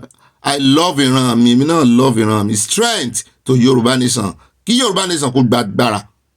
Ó dá ẹ káàbọ̀ padà ṣe gbádùn àyà gbé wa débẹ̀ iwájú òkú déédéé ẹ̀yàn aláwẹ̀ sí òrẹ́ra jù àgbèyìn débẹ̀ ogun tí ń ṣẹlẹ̀ ilé Haúsá ẹ̀yìn náà ó dùn lẹ́rìn àwẹ̀ oníkẹ́ mọ́ rẹ́rìn o àbí bẹ́ẹ̀ bá rẹ́rìn ti jáwẹ̀ ṣe ti jáwẹ̀ nù ó dá o adúpẹ́ lọ́wọ́ Ọlọ́run ó kù gba gbogbo àníyàn wa láṣẹ Ọlọ́run gbogbo ẹ̀yin aláwẹ̀ mo kí yín o pátápátá korogodo gbogbo ẹ̀yin mùsùlùmí tẹ́ jẹ́ mùsùlùmí alálàáfíà ṣùgbọ́n àáfíà àwọn tí ò lálàáfíà nù á mú ọ̀rọ̀ wọn wá fún yín lónìí ẹ jókòó déédéé ẹ jókòó dáadáa yìí tẹ́ ẹ bá gbààwẹ̀ ẹ wá nǹkan tẹ́ ẹ mọ̀ fi panu tẹ́ ẹ mọ̀ fi sọ̀rọ̀ àjìjà kí wọ́n á gbé yín débẹ̀ nínú àwọn àkójọpọ̀ ròyìn wa tá a ti mẹ́nu bàbá yẹ bá a pín kó kalẹ̀ kó kakọ alákọ̀ọ́kọ́ ń bẹ lórí ọ̀rọ̀ afẹ́ ṣàlàyé lórí ọ̀rọ̀ bàbá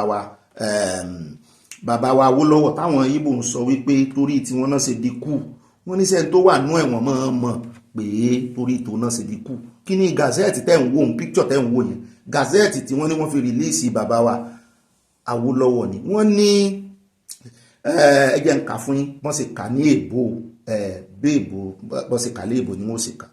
Wọ́n ní this is the official gazette of the federal military government nígbà náà lábẹ́ ìṣèjọba military náà wà tó fi mú bàbá wa Awólọ́wọ̀ wọ́n ní which released Chief Awólọ́wọ̀ Ọbáfẹ́mi and pardoned him of all crimes by the Lieutenant Colonel Yakubu Gowon-led federal military government of Nigeria on Friday, August 12, 1966.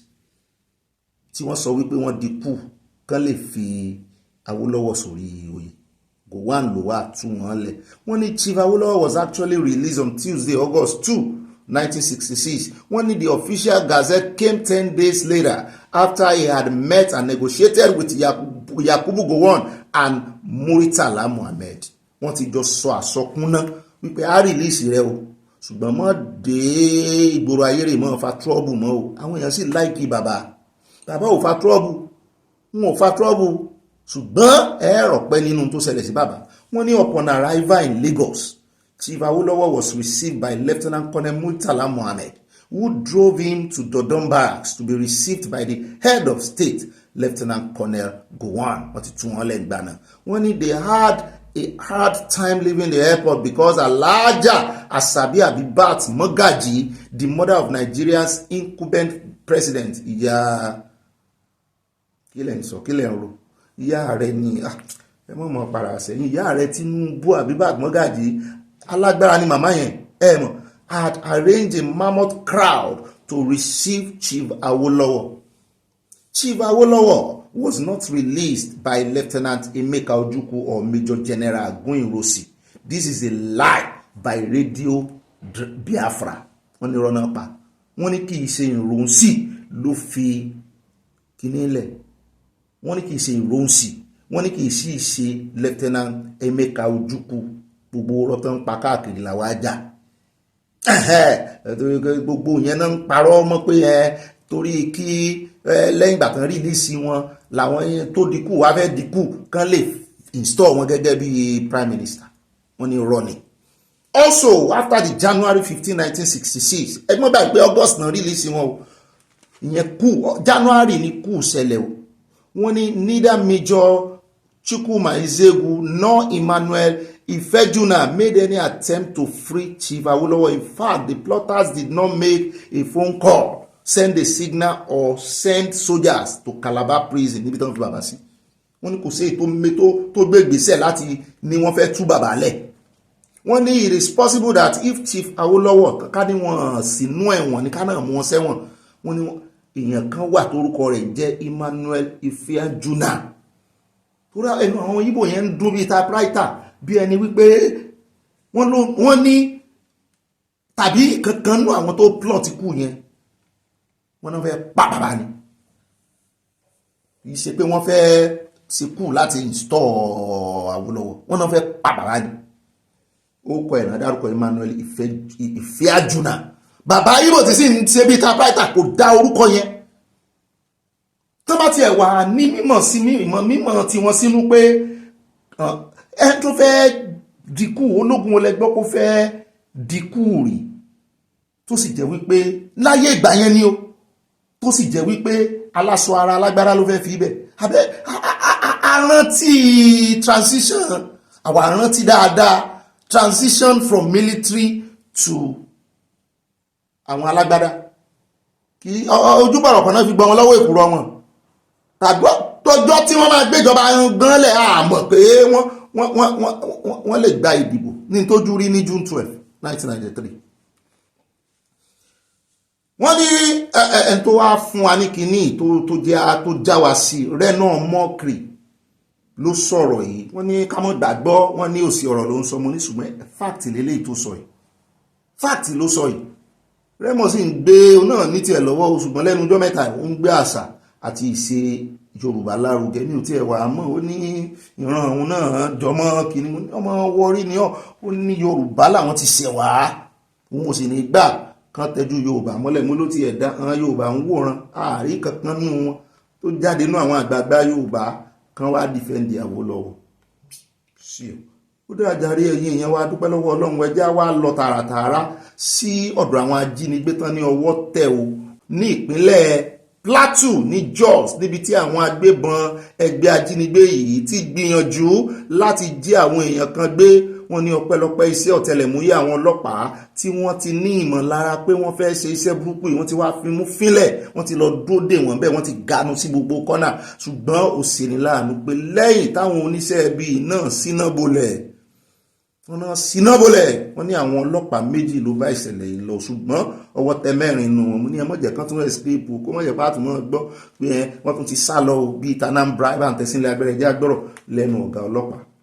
Our personnel got wind of certain kidnap attempt along Little Refi area and took the right step of trying to forestall that attack and, if possible, arrest the suspects.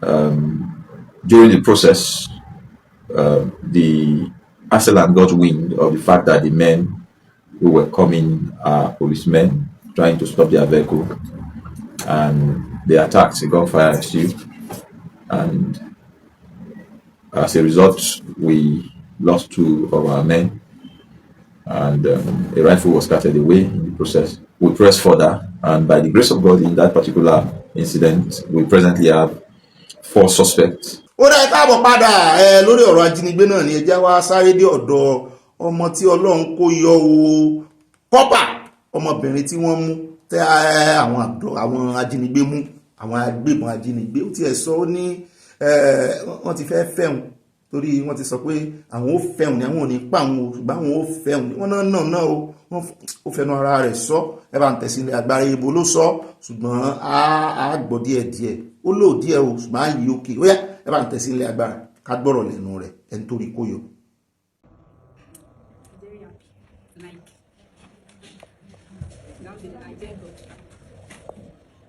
So can you just take us back to your journey? How do you keep Are we going? Okay, now we're coming from Benin to Oyo. So they stop our vehicle from road. Because me, I was sitting at the front. So I don't like. I was like, what's that? So before I raised my elbow, so the driver was even trying to reverse like everything. So we just take our back like this. They are 3 at the back, 3 at the front. So we have nowhere to go. So we stop. We should face down. So we were 10 passengers. So they kidnapped 6 people, 4 people. They took them with the driver. So we entered the bush. They first searched all our phones. They collected our phone, our money. So those market women, they were going to market to buy fish. They collected their money, 700,000, 1.2 million, 600. But me, I was with them 15,000, so they collected my 15,000 on my phone. So that they even carry my khaki, my NYSC clothes. One of them got the NYSC khaki with my cap. So later. After that, so after they collected everything, they started the journey, the trek from around maybe 3 o'clock till 10 o'clock in the night. We're just trekking. Once they are tired, we will sit down. Once we see maybe one water like that, we just drink any water. So we continue our journey later. So once it's around 4 o'clock, we find one forest like that. They will keep us there. We should just rest. So during the day, we just sit under the forest. So for night, like maybe 7 o'clock, we start the journey again. Trek for the whole 4 days. Maybe it's because of the prayer that they organize for me. They don't really beat me like that because those men, they were maybe 40-something years, 50-something years. For me, because they had our age, so I said 22, 23 years. So they just beat me that small day, that something like that. They don't really beat me like that, but they slap me, give me everything, but they don't really slap me.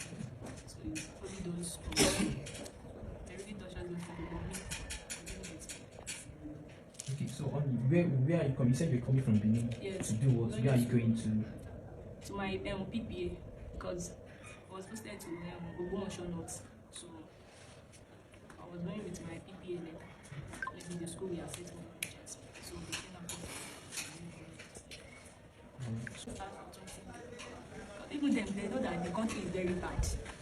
They know that that 20 million, they can't even say anything. So later on, they were calling our family. So all of them were begging that Joe, also country about the country. So they have to reduce the money to 5 million. So and the 5 million. But some people pay 3 million, 1.5. And on Friday, Thursday night, they beat everybody. That's your people. You guys are playing with your life. Eh? Oh, your family now. You want to do that? You have to call your family. You have to do this. Ha! So after they beat everybody, but the pressure was more on us. Later on, Sha. Alright, so what do you notice about the kidnappers? What tribe? Are they Yoruba, Igbo, Hausa? Fulani, they are those Fulani. So how do they communicate with you guys? Even if you want to talk with your family, you have to speak English. Because maybe my mom even called me, she was praying. They have to slap me that they speak Yoruba, speak English, speak English. Hey, I'm not be small, but I thank God, Sha. Okay, Kilotuku is as the NYSC failed you or the government has failed you due to your experience? Be sincere. Azumi. No, you just express yourself. No problem, Sha, but I thank God. In any situation you find yourself, you have to do that. So thank God, Sha. I'm here today. And I really appreciate people efforts. They really try for me. I don't even expect that they will even see that amount of money. Because then I know the family that I come from that. Even 500,000, say I know even maybe we figure that 500,000. But I thank God. People really tried. God reward them. I'm very for that. I really appreciate it. ẹ rí i pé ẹni orí kó yẹ ó dilé ni ẹ jẹ́ wá lọ́dọ̀ bọ̀dà Kọ́lá Abíọ́lá ti sọ̀rọ̀ lórí ìwé tí Babangida kọ o.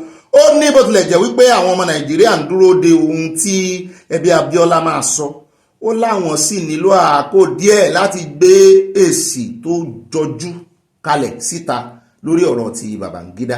Ṣùgbọ́n ní tòun personally, ó ní ohun tó wà lẹ́yìn ọ̀fà ó jòjé lọ. Ó ní àwọn ẹbí tó kú nípa àwọn ẹbí tí ọ̀rọ̀ náà kàn táwọn èèyàn wọn kú nípa fífagilé June 12. Ó ná pọ̀ tó bẹ́ẹ̀ gẹ́ tó fi jẹ́ wípé àwọn fi tàwọn lẹ̀ pé ṣé ìfẹ́ ló pọ̀ tó yìí. Ó wá ní nídìí èyí, ó ní tàwọn ẹbí yẹn ló ń kọ àwọn lóminú. Ó ní kì í ṣe tẹ̀bí àwọn nìkan kí wọ́n má bàa jọ abáramọ̀ọ́rẹ́ jẹ torí ọmọ Nàìjíríà gbèjà àwọn. Ó tún ní òótọ́ ọ̀rọ̀ táwọn èèyàn ti mọ̀ tipẹ́tipẹ́ ní tí Babangida ṣe ń sọ jáde. Ó ní kí ló dé tó gba Babangida ní 32 years láti sọ lẹ́yìn tí nǹkan ti bàjẹ́. Ó wá fọbalé pé òun níbèrè kan.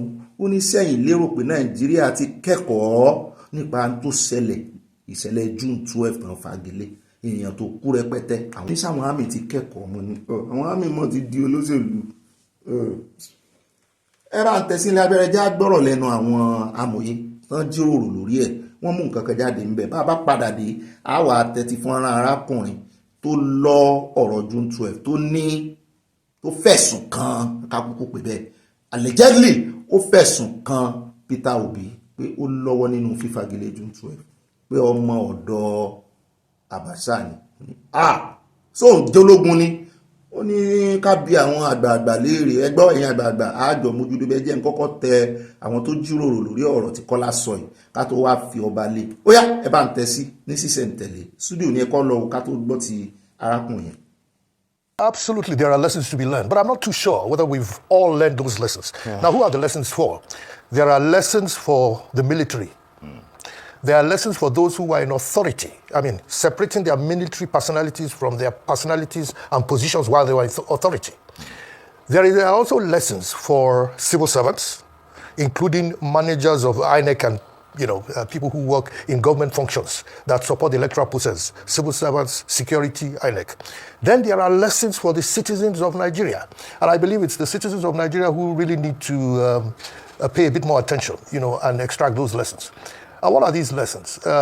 For example, when Yemi Oshibajo was doing the book review, he did it in a lighter mode, but the entire book review itself and the manner he sort of delivered that book review showed in many ways that what he was saying, that all of you fought yourselves, it was almost bloodletting. There was bloodletting between yourselves, and now you're all sitting here today.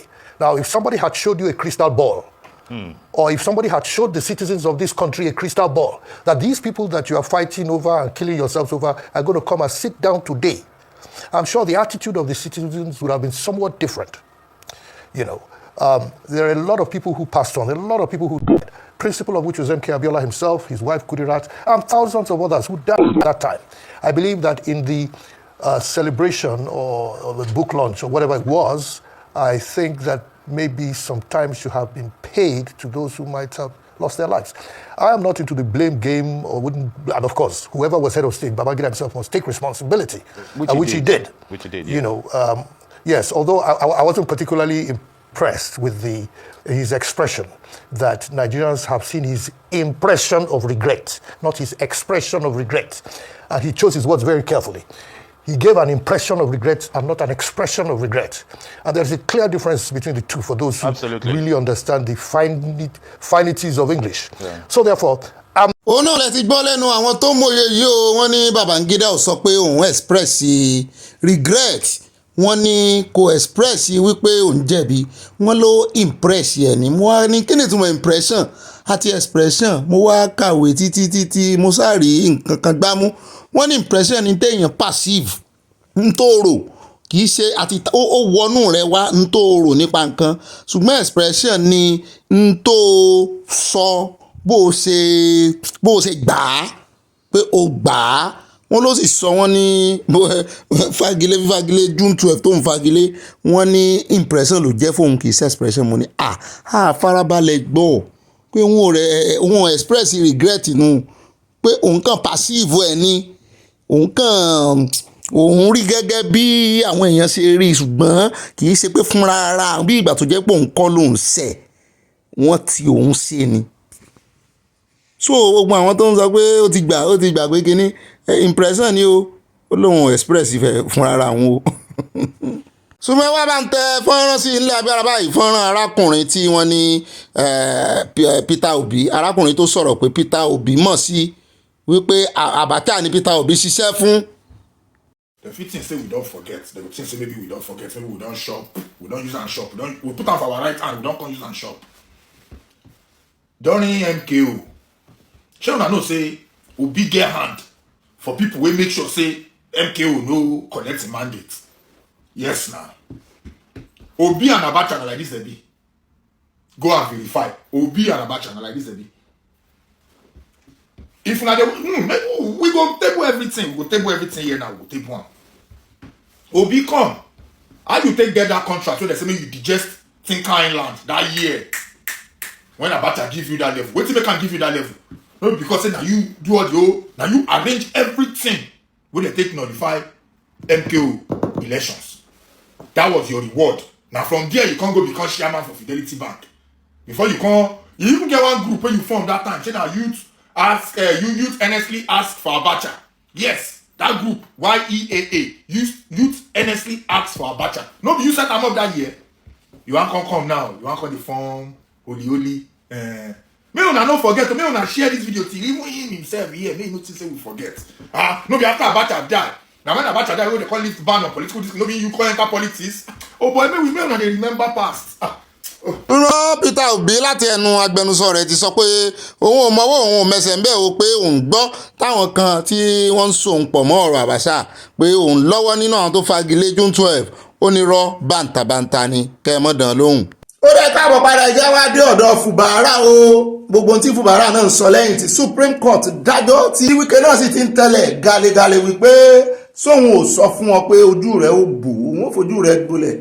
Wike sọ bẹ́ẹ̀ òun ṣe, àwọn kan sọ wọ́n ní Wike ti lọ ra justice system, àwọn kan ní kinní kan, ṣùgbọ́n ẹ jẹ́ ká ti mọ gbọ́ kúlẹ̀kúlẹ̀ ọ̀rọ̀ àti ṣàlàyé kinní Fubara náà ó kọjá àyè rẹ̀ àtìgbà tó ti náwó bí ẹlẹ́dà tí ń kówó lọ ṣọ́ọ̀ṣì tí ń ṣe gbogbo ẹ̀ tó sì jókòó lórí ibi tán fi ọ́ sí. Ibẹ̀ ni mo ti mọ̀ wípé àwọn kan ń tì òun náà ó ti wà ń free, òun ló ń jàre lọ tẹ́lẹ̀, ó ti wá jẹ̀bi ní ìsìn. Ṣùgbọ́n òun sì fẹ́ bá àwọn lọ́ọ̀yà òun ṣe mítìn o, pé òun kàn fẹ́ sọ̀rọ̀ kó mọ́ dàbí ẹni pé òun ya létí lápá, pé òun ti gbọ́ ohun tí Supreme Court ti sọ.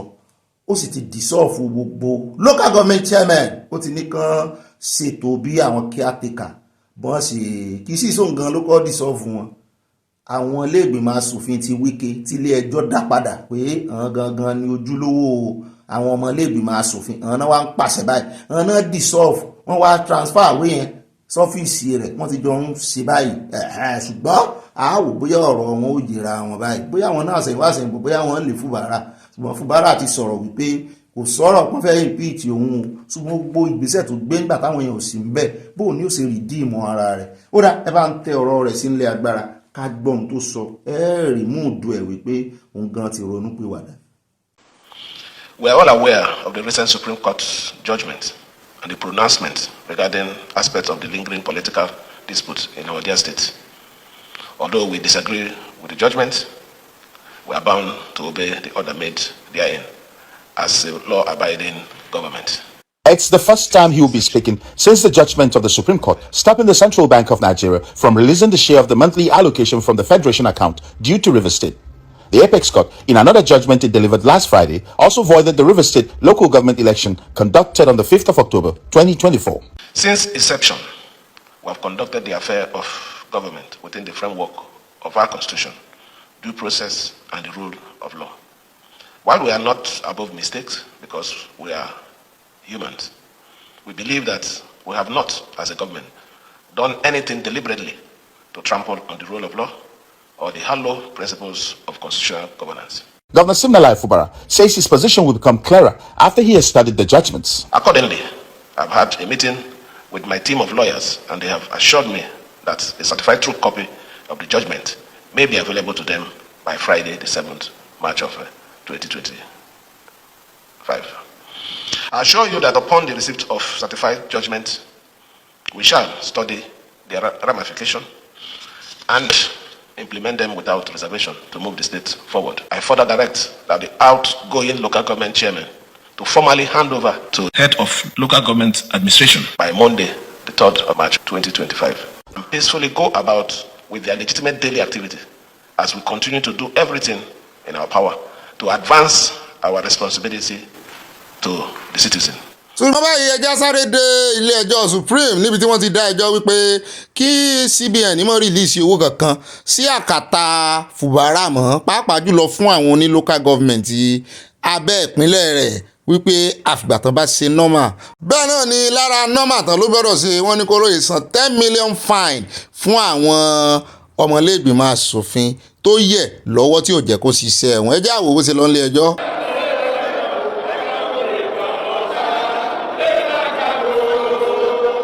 It has come to show us that all the political caricature in Rivers State must come to an end by this judicial decision. It has come to confirm that the only valid member of the House of Assembly are the 27 members under the leadership of Martins Amehuli. It has also come to confirm today that there has been no government in Rivers State all this while, because the three arms of government must work together effectively. For the past 1.5 years, the Rivers State House of Assembly, which is an arm of the government, has been set aside. The implications are real.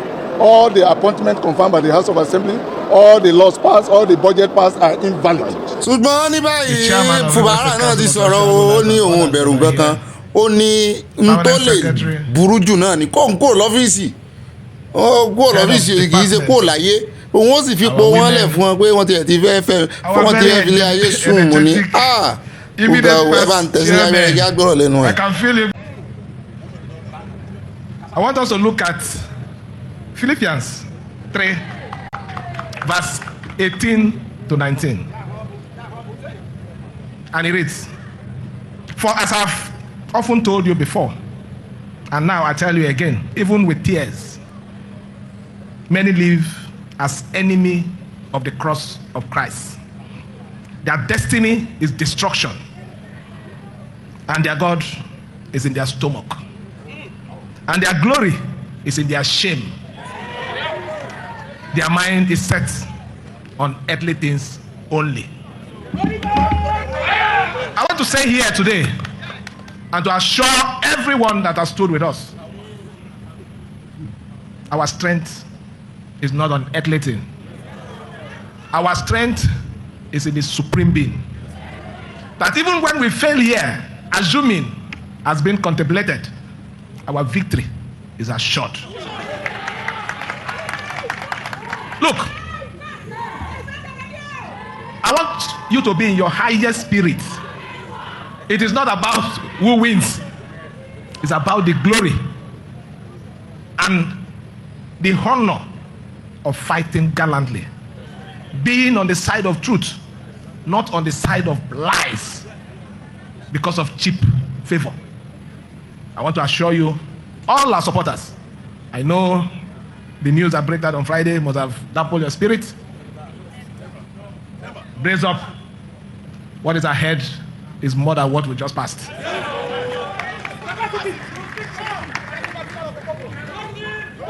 So, as a human being, I know you feel somehow, but just relax. God has our back. Our back is not on anybody, it's God. I want to thank you for your support and assure you that if there is one person on this planet Earth that will continue to stand by you, I will be that person. I assure you that I will lead you with honor. I will lead you with respect. And I will lead you with integrity. Knowing that when I leave here, I will have questions to answer. If I'm called upon 20 years, 30 years from today, I want to be proud to defend my position. So I thank you and assure you that I will not disappoint you. We must continue to tell the world that against what is being said, that there is no governance, that there is legitimate, purpose-driven governance in Rivers State. And we are here to display genuinely, not because of our own selfish interests, one of those things that this government have done to show that we appreciate, we understand the need, and we must continue to do what is right for our people. When we came on board, this building, just like as it's been described by the permanent secretary, it was a dilapidated building, completely uninhabitable. We felt we must add value, which is the basis of our governance, to what we meet. There, trying to keep record of our activities, not on the good side, but on the bad side. So we need to be proving them wrong, showing them that we are government of transparency, government that is not hiding anything, government that even when it is believed that the things we did were not done right, they were able to show the world that this is the thing we intend to do, and this is how we're going about it. It is a future that anybody here knows that it was a challenge to previous administration. Then we did it with ease because we don't have anything to hide. Just like the word said, we are not after our stomach, we are after the joy of our people. In as much as I don't subscribe to violence, when the time comes for us to take a decision, I will lead the cause for that decision.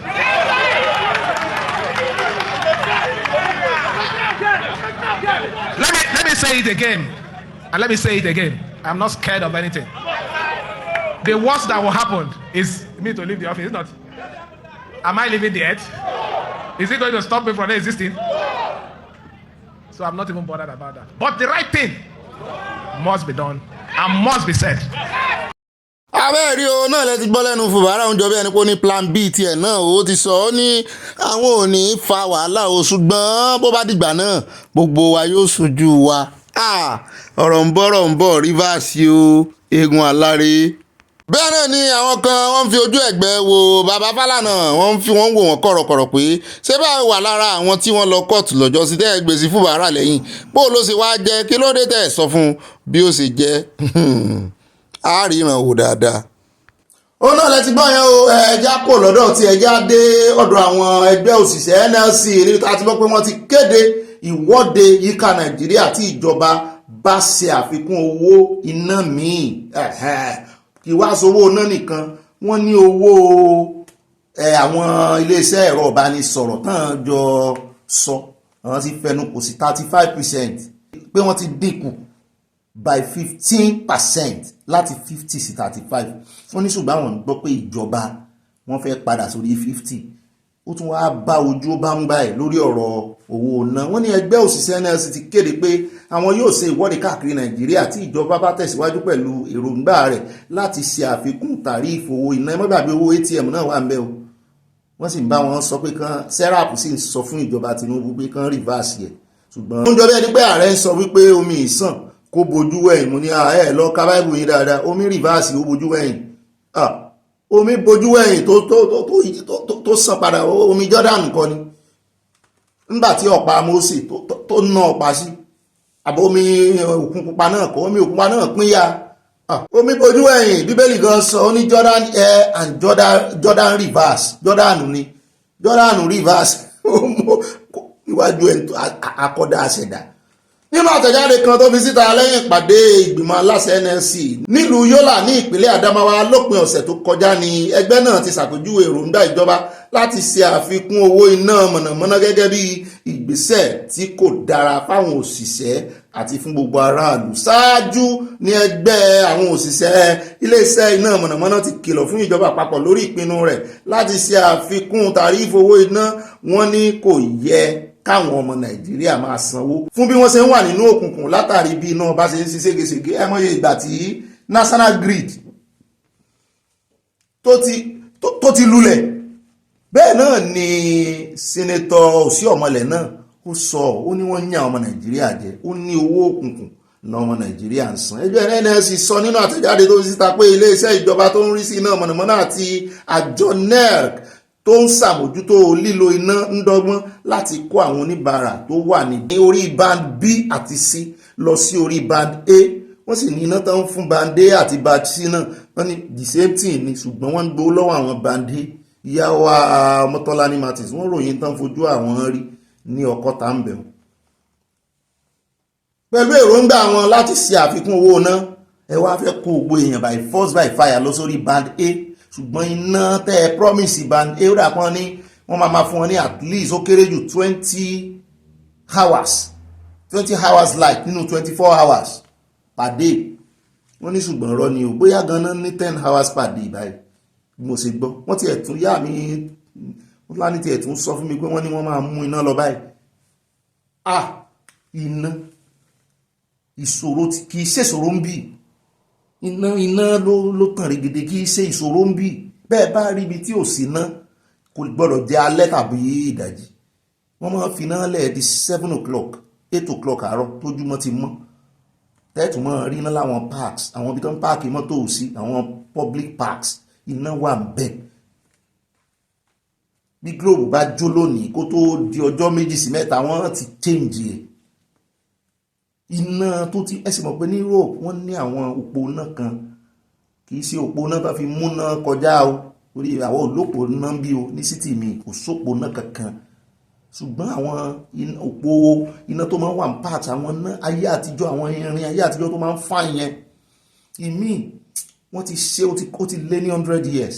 Bọ́ọ̀bù inú ẹ̀ sì ń tàn. Bọ́ọ̀bù inú ẹ̀ ó sì ń tàn. Mi ò ní bọ́ọ̀bù tí lọ 100 years yóò wọ́n sì ń jẹ́ o, ṣùgbọ́n wọ́n ní maintenance culture.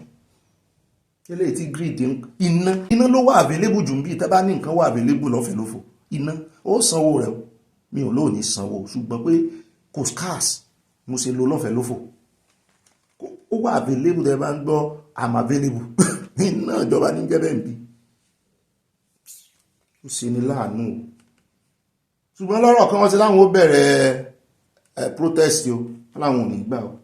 Ṣùgbọ́n ní báyìí ẹjẹ́ wọnú ìròyìn tòní gan lára ìròyìn tó jẹ́ ìròyìn ajá balẹ̀ fún tòní tó ya gbogbo àwọn èèyàn lẹ́nu. Ó ní ti assembly Èkó, ibi tá a ti gbọ́ is a simple as ABC. Meranda ó ti resign. Mudasiru Obasa wọ́n ti padà install ẹ̀ gẹ́gẹ́ bí speaker lẹ́kọ̀ọ́. Ẹjẹ́ àwọn gbogbo ẹ̀ ṣe lọ, kò sáròyé kankan tá a tún fẹ́ ṣe, wọ́n á fojú ara wa rí. Good afternoon once again, my distinguished colleagues, staffers of this great house, our great party, and everybody seated here this afternoon in this chamber. My dear and gallant honorable colleagues, this is a notice of resignation as Speaker of the 10th Assembly. Once again, history beckoned on me to make personal sacrifice towards resolving the steaming, implacable leadership crisis rocking this assembly of patriots. I come from the illustrious Lawal Akapo family of Lagos. My family has played and shall continue to play defining roles in entrenching democracy, good governance, and the development from of honor, dignity, and the service at Chief Taurid Akoni Lawal Akapo Adejinyo II, the past Ojora of Lagos. Please permit me, dear colleagues, to reinstate the position I previously expressed in a leaked publication, wherein I stated as follows. 1. It is with that I hereby give you notice of my decision to resign as the Speaker of the Lagos State House of Assembly, 3rd of March 2025. I did not arrive at this decision lightly. Indeed, I took it careful consideration and integral circumstances that accumulated in my election as Speaker on the 13th of January 2025. On the one hand, and the recent political turmoil, which is threatening the cohesion of this honorable house, on the other hand. We had the representative of the good people of Lagos with a mandate to protect our democracy and ensure good governance.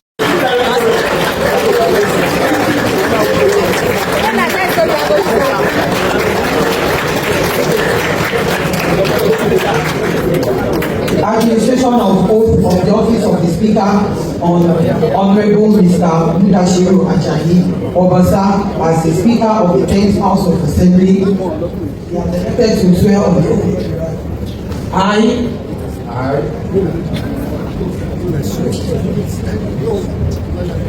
Mudashiru Ajinigbe Obasa, solemnly swear that in the service of the state as the Speaker of Lagos State House of Assembly, I will be faithful, bear true allegiance to Lagos State of Nigeria at all times. I will not discriminate on the basis of religion, tribe, cause, status, or practice, in practice of any form of partiality in the performance of my official duties. I will always perform my official duties diligently and efficiently.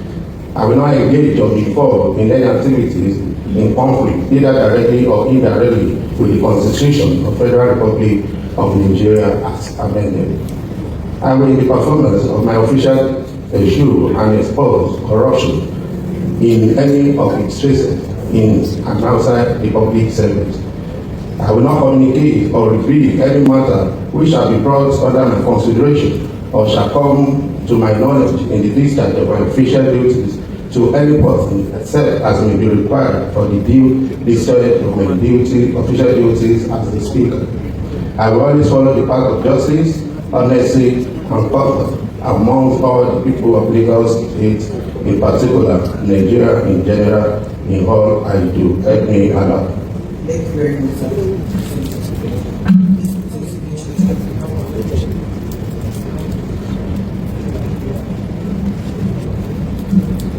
Congratulations, sir.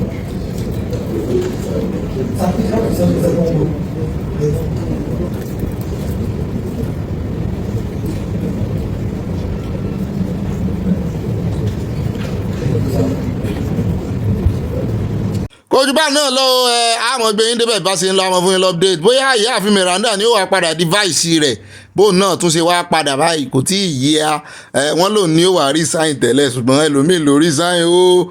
ẹ jẹ́ àpò ń bẹ́ ẹ jẹ́ wá dé ọ̀dọ̀ ti Kano ẹ jẹ́ dé Kano níbi tá a ti gbọ́ wọ́n ní àwọn isba àwọn ọlọ́pàá sàríà wọ́n ní wọ́n mú àwọn ọ̀dọ́ tó ń jẹ oúnjẹ lọ́sàn-án lásìkò àwẹ̀ Ramadan.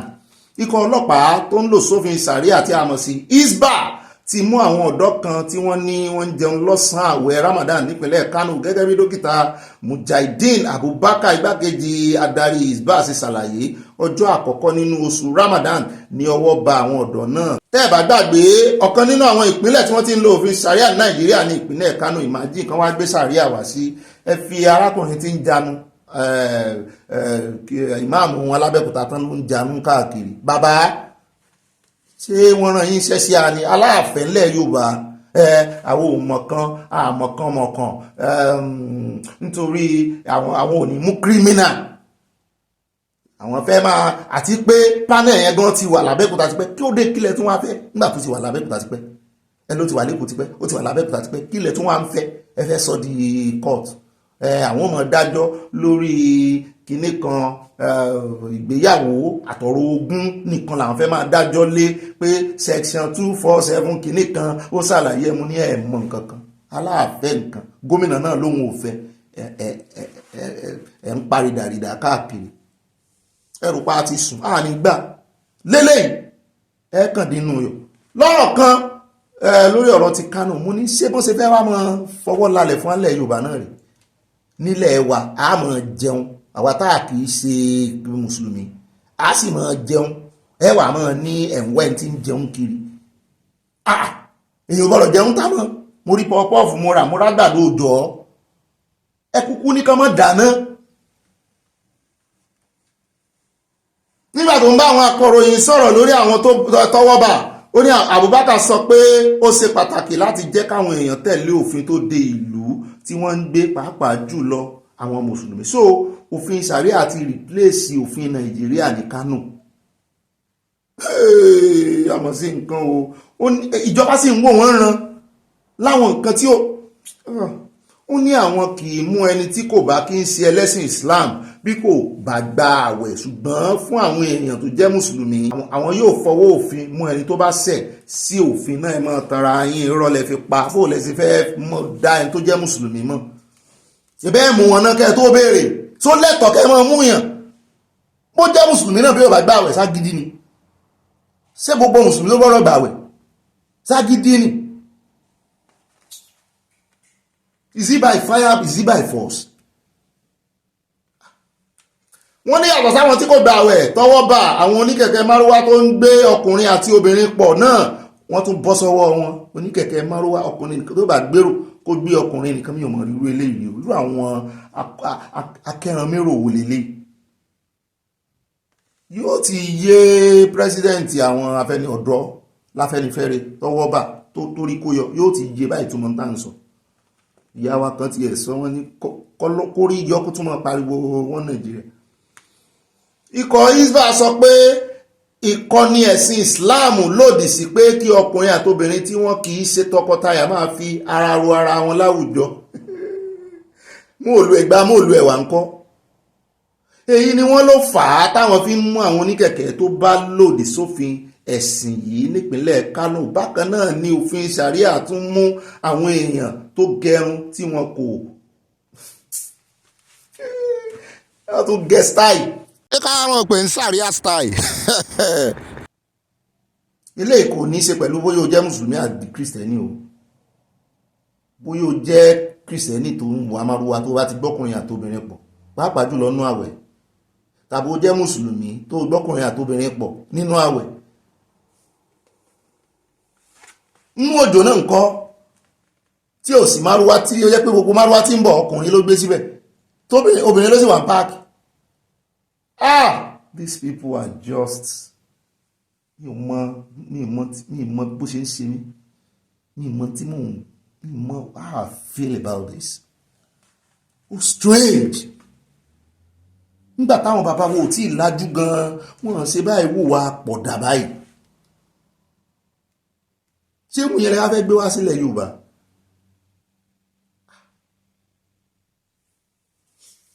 bákan náà ni òfin Sharia tún mú àwọn èèyàn tó gẹrun tí kò tọ̀nà sí ẹ̀sìn wọn sí òfin wọn fífá orí apá kan kí èèyàn sì dá apá kan sí wọn ló lòdì sí Islam bí Hisba ṣe wí o wọ́n ní èyí sì ni wọ́n tún fi ọwọ́ òfin mú àwọn èèyàn tí wọ́n gẹrun náà sórí lásìkò Ramadan èyí kọ́ ní ìgbà àkọ́kọ́ tí Hisba yóò náwó gan àwọn èèyàn tó ń jẹun níta gbangba nínú àwẹ̀ Ramadan lọ́dún tó kọjá èèyàn 11 ni wọ́n mú lórí ẹ̀sùn yìí kan náà Lawal Fage agbẹnusọ Hisba fìdí ẹ̀ múlẹ̀ pé ọwọ́ ti bá àwọn kan lórí wọ́n ń yọ̀ ẹ bá gbọ́ pé àwọn ń yọ̀ wọ́n ń ṣe bọ̀lọ̀bọ̀lọ̀ wọ́n ń yọ wọn ṣe é fọ̀ ìṣẹ̀bí wọn já kó mẹ́já tún bọ́ sí mi eléyìí náà yóò tún yà ìlẹ́nu afurasí oníṣòwò tó lu ìyàwó rẹ̀ pa lórí oúnjẹ Ramadan ọlọ́pàá bẹ̀rẹ̀ ìwádìí àgbọ̀n tí sàárẹ̀ àwọn ó sọ lórí ilé iléeṣẹ́ ọlọ́pàá ìpínlẹ̀ Bauchi ti mú oníṣòwò kan Nuru Isa lórí ẹ̀sùn pé ó fi ẹgba lu ìyàwó rẹ̀ Wasila Abdullahi ó fi lù pa lẹ́yìn èdè àìyedè tó wáyé láàrin wọn lórí èròjà oúnjẹ àti èso tí wọ́n fẹ́ fi sínú àwẹ̀ ó sì ń gbà àwẹ̀ lọ́wọ́ ó sì ń sinú bí kí wàá nìtumọ̀ àwẹ̀ tí ń gbà àwẹ̀ tí ò nìkan mọ̀ sí pé a ní lásìá wàá wòran wọn lásìá wọ́n ń ja àwọn ìjà kan báyìí kí Tinubu tó wọlé tó ń ja àwọn ìjà kan àwọn àfáàyàn àtàwọn kan tọ́wọ́n mo ti gbàgbé gbogbo wọn wọ́n sì ń sọ wípé àwọn ò ní sùúrù káwẹ̀ parí àwọn ò sì pé bàbá Akéwògbà Gold sọ̀rọ̀ sí nígbà náà pé ṣé mùsùlùmí gidi lẹ́yìn Ìsá àpẹẹrẹ wo lẹ fi ń lélẹ̀ wípé ní sùúrù kẹ́ gbàwẹ̀ tán kí lẹ wá ń gbàwẹ̀ fún ṣebí láti tún ìwà yín ṣe lẹ́sẹ̀ ń gbàwẹ̀. Ahmed Wakili sọ pé lálẹ́ ọjọ́ àbámẹ́ta òpin ọ̀sẹ̀ tó kọjá ní ìṣẹ̀lẹ̀ ìwáyé lágbègbè Fadama Mada ní Bauchi ìròyìn fìdí rẹ̀ múlẹ̀ pé Isa fi ẹgba lu ìyàwó rẹ̀ kejì títí tó fi ṣubú lẹ́yìn tó ṣubú tán ni wọ́n gbé lọ sí ilé ìwòsàn níbi táwọn dókítà ti sọ wípé ó ti kú lórí àwẹ̀. Kí ni sàríà yín sọ o ẹ̀yin oníjàgídíjàgan.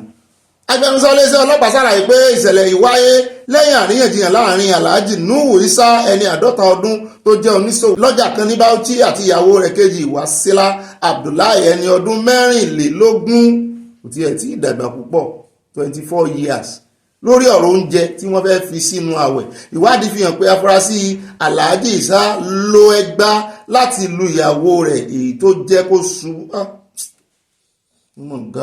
Agbẹnusọ ọlọ́pàá fi kún pé ẹgbà tán ní kí ọkùnrin náà lò ó jọ bí ẹni pé àwọn sàríà gan ló dá ẹjọ́ yìí ó lọ fẹjọ́ sùn àwọn sàríà ni pé ẹgbà tán wá ní kó lò kó fi lu ìyàwó rẹ̀ àwọn náà mú lé lọ́wọ́. Ṣé n tẹ́ fẹ́ mọ́ ṣeré tẹ́lẹ̀ fẹ́ mọ́ settle marriage ṣé bẹ́ẹ̀ sì mọ́ settle marriage nílẹ̀ Yorùbá rí láì ṣe égún ẹ mọ̀ kọ́ ẹgbà ẹ ní dánrú ẹ̀ wò mọ́. Ẹ̀yin Yorùbá ẹ mọ́ sùn o wọ́n àti ìjogún omi lórí kinní yìí o. Wákìlì sọ pé iléeṣẹ́ ọlọ́pàá yóò sa gbogbo ipá rẹ̀ láti rí wípé ìdájọ́ òdodo wáyé ó dáa ká mọ́ wò ebi kánò ni wọ́n ní yí mọ́ yín lọ́wọ́ wípé bí òfin sàríà àwọn ṣe sọnù ń tán máa sọ fún yín nù.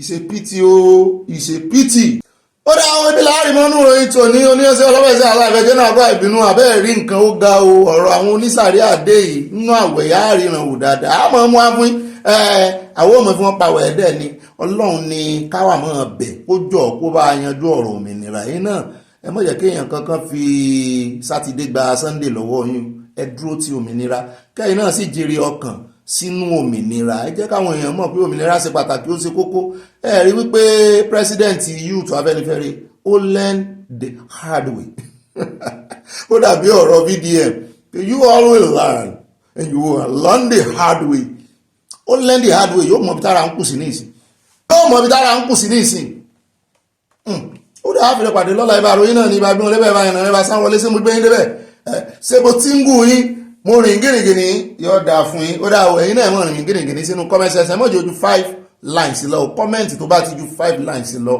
àti láàní lò àsì nílò ó pọ̀ jù 6 lines yóò dáa fún yín o eré láǹfọ̀ ọmọ yóò ṣe kí la wá ṣe lónìí tí a eré ni gbogbo tẹ́ gbọ́ lónìí nínú ìròyìn lónìí kí ni o allegedly and reportedly àwa ò wá tẹnu àbùkù báyàn kankan o wọ́n bá fẹ̀sùn kan yàn àwọn ò sọ pé bẹ́ẹ̀ ni a sì sọ pé bẹ́ẹ̀ kọ́ àwa ń kàròyìn fún yín ni a sì ń ṣàlàyé lórí ìròyìn yóò jọ àṣẹ o a fi pàdé lọ́la láti Olódùmarè bó bá dénú yín ẹ bá pín káàkiri ẹ bá kọ ìmọ̀ràn yín sínú comment section I see you tomorrow by God's grace and remember I love you bye for now.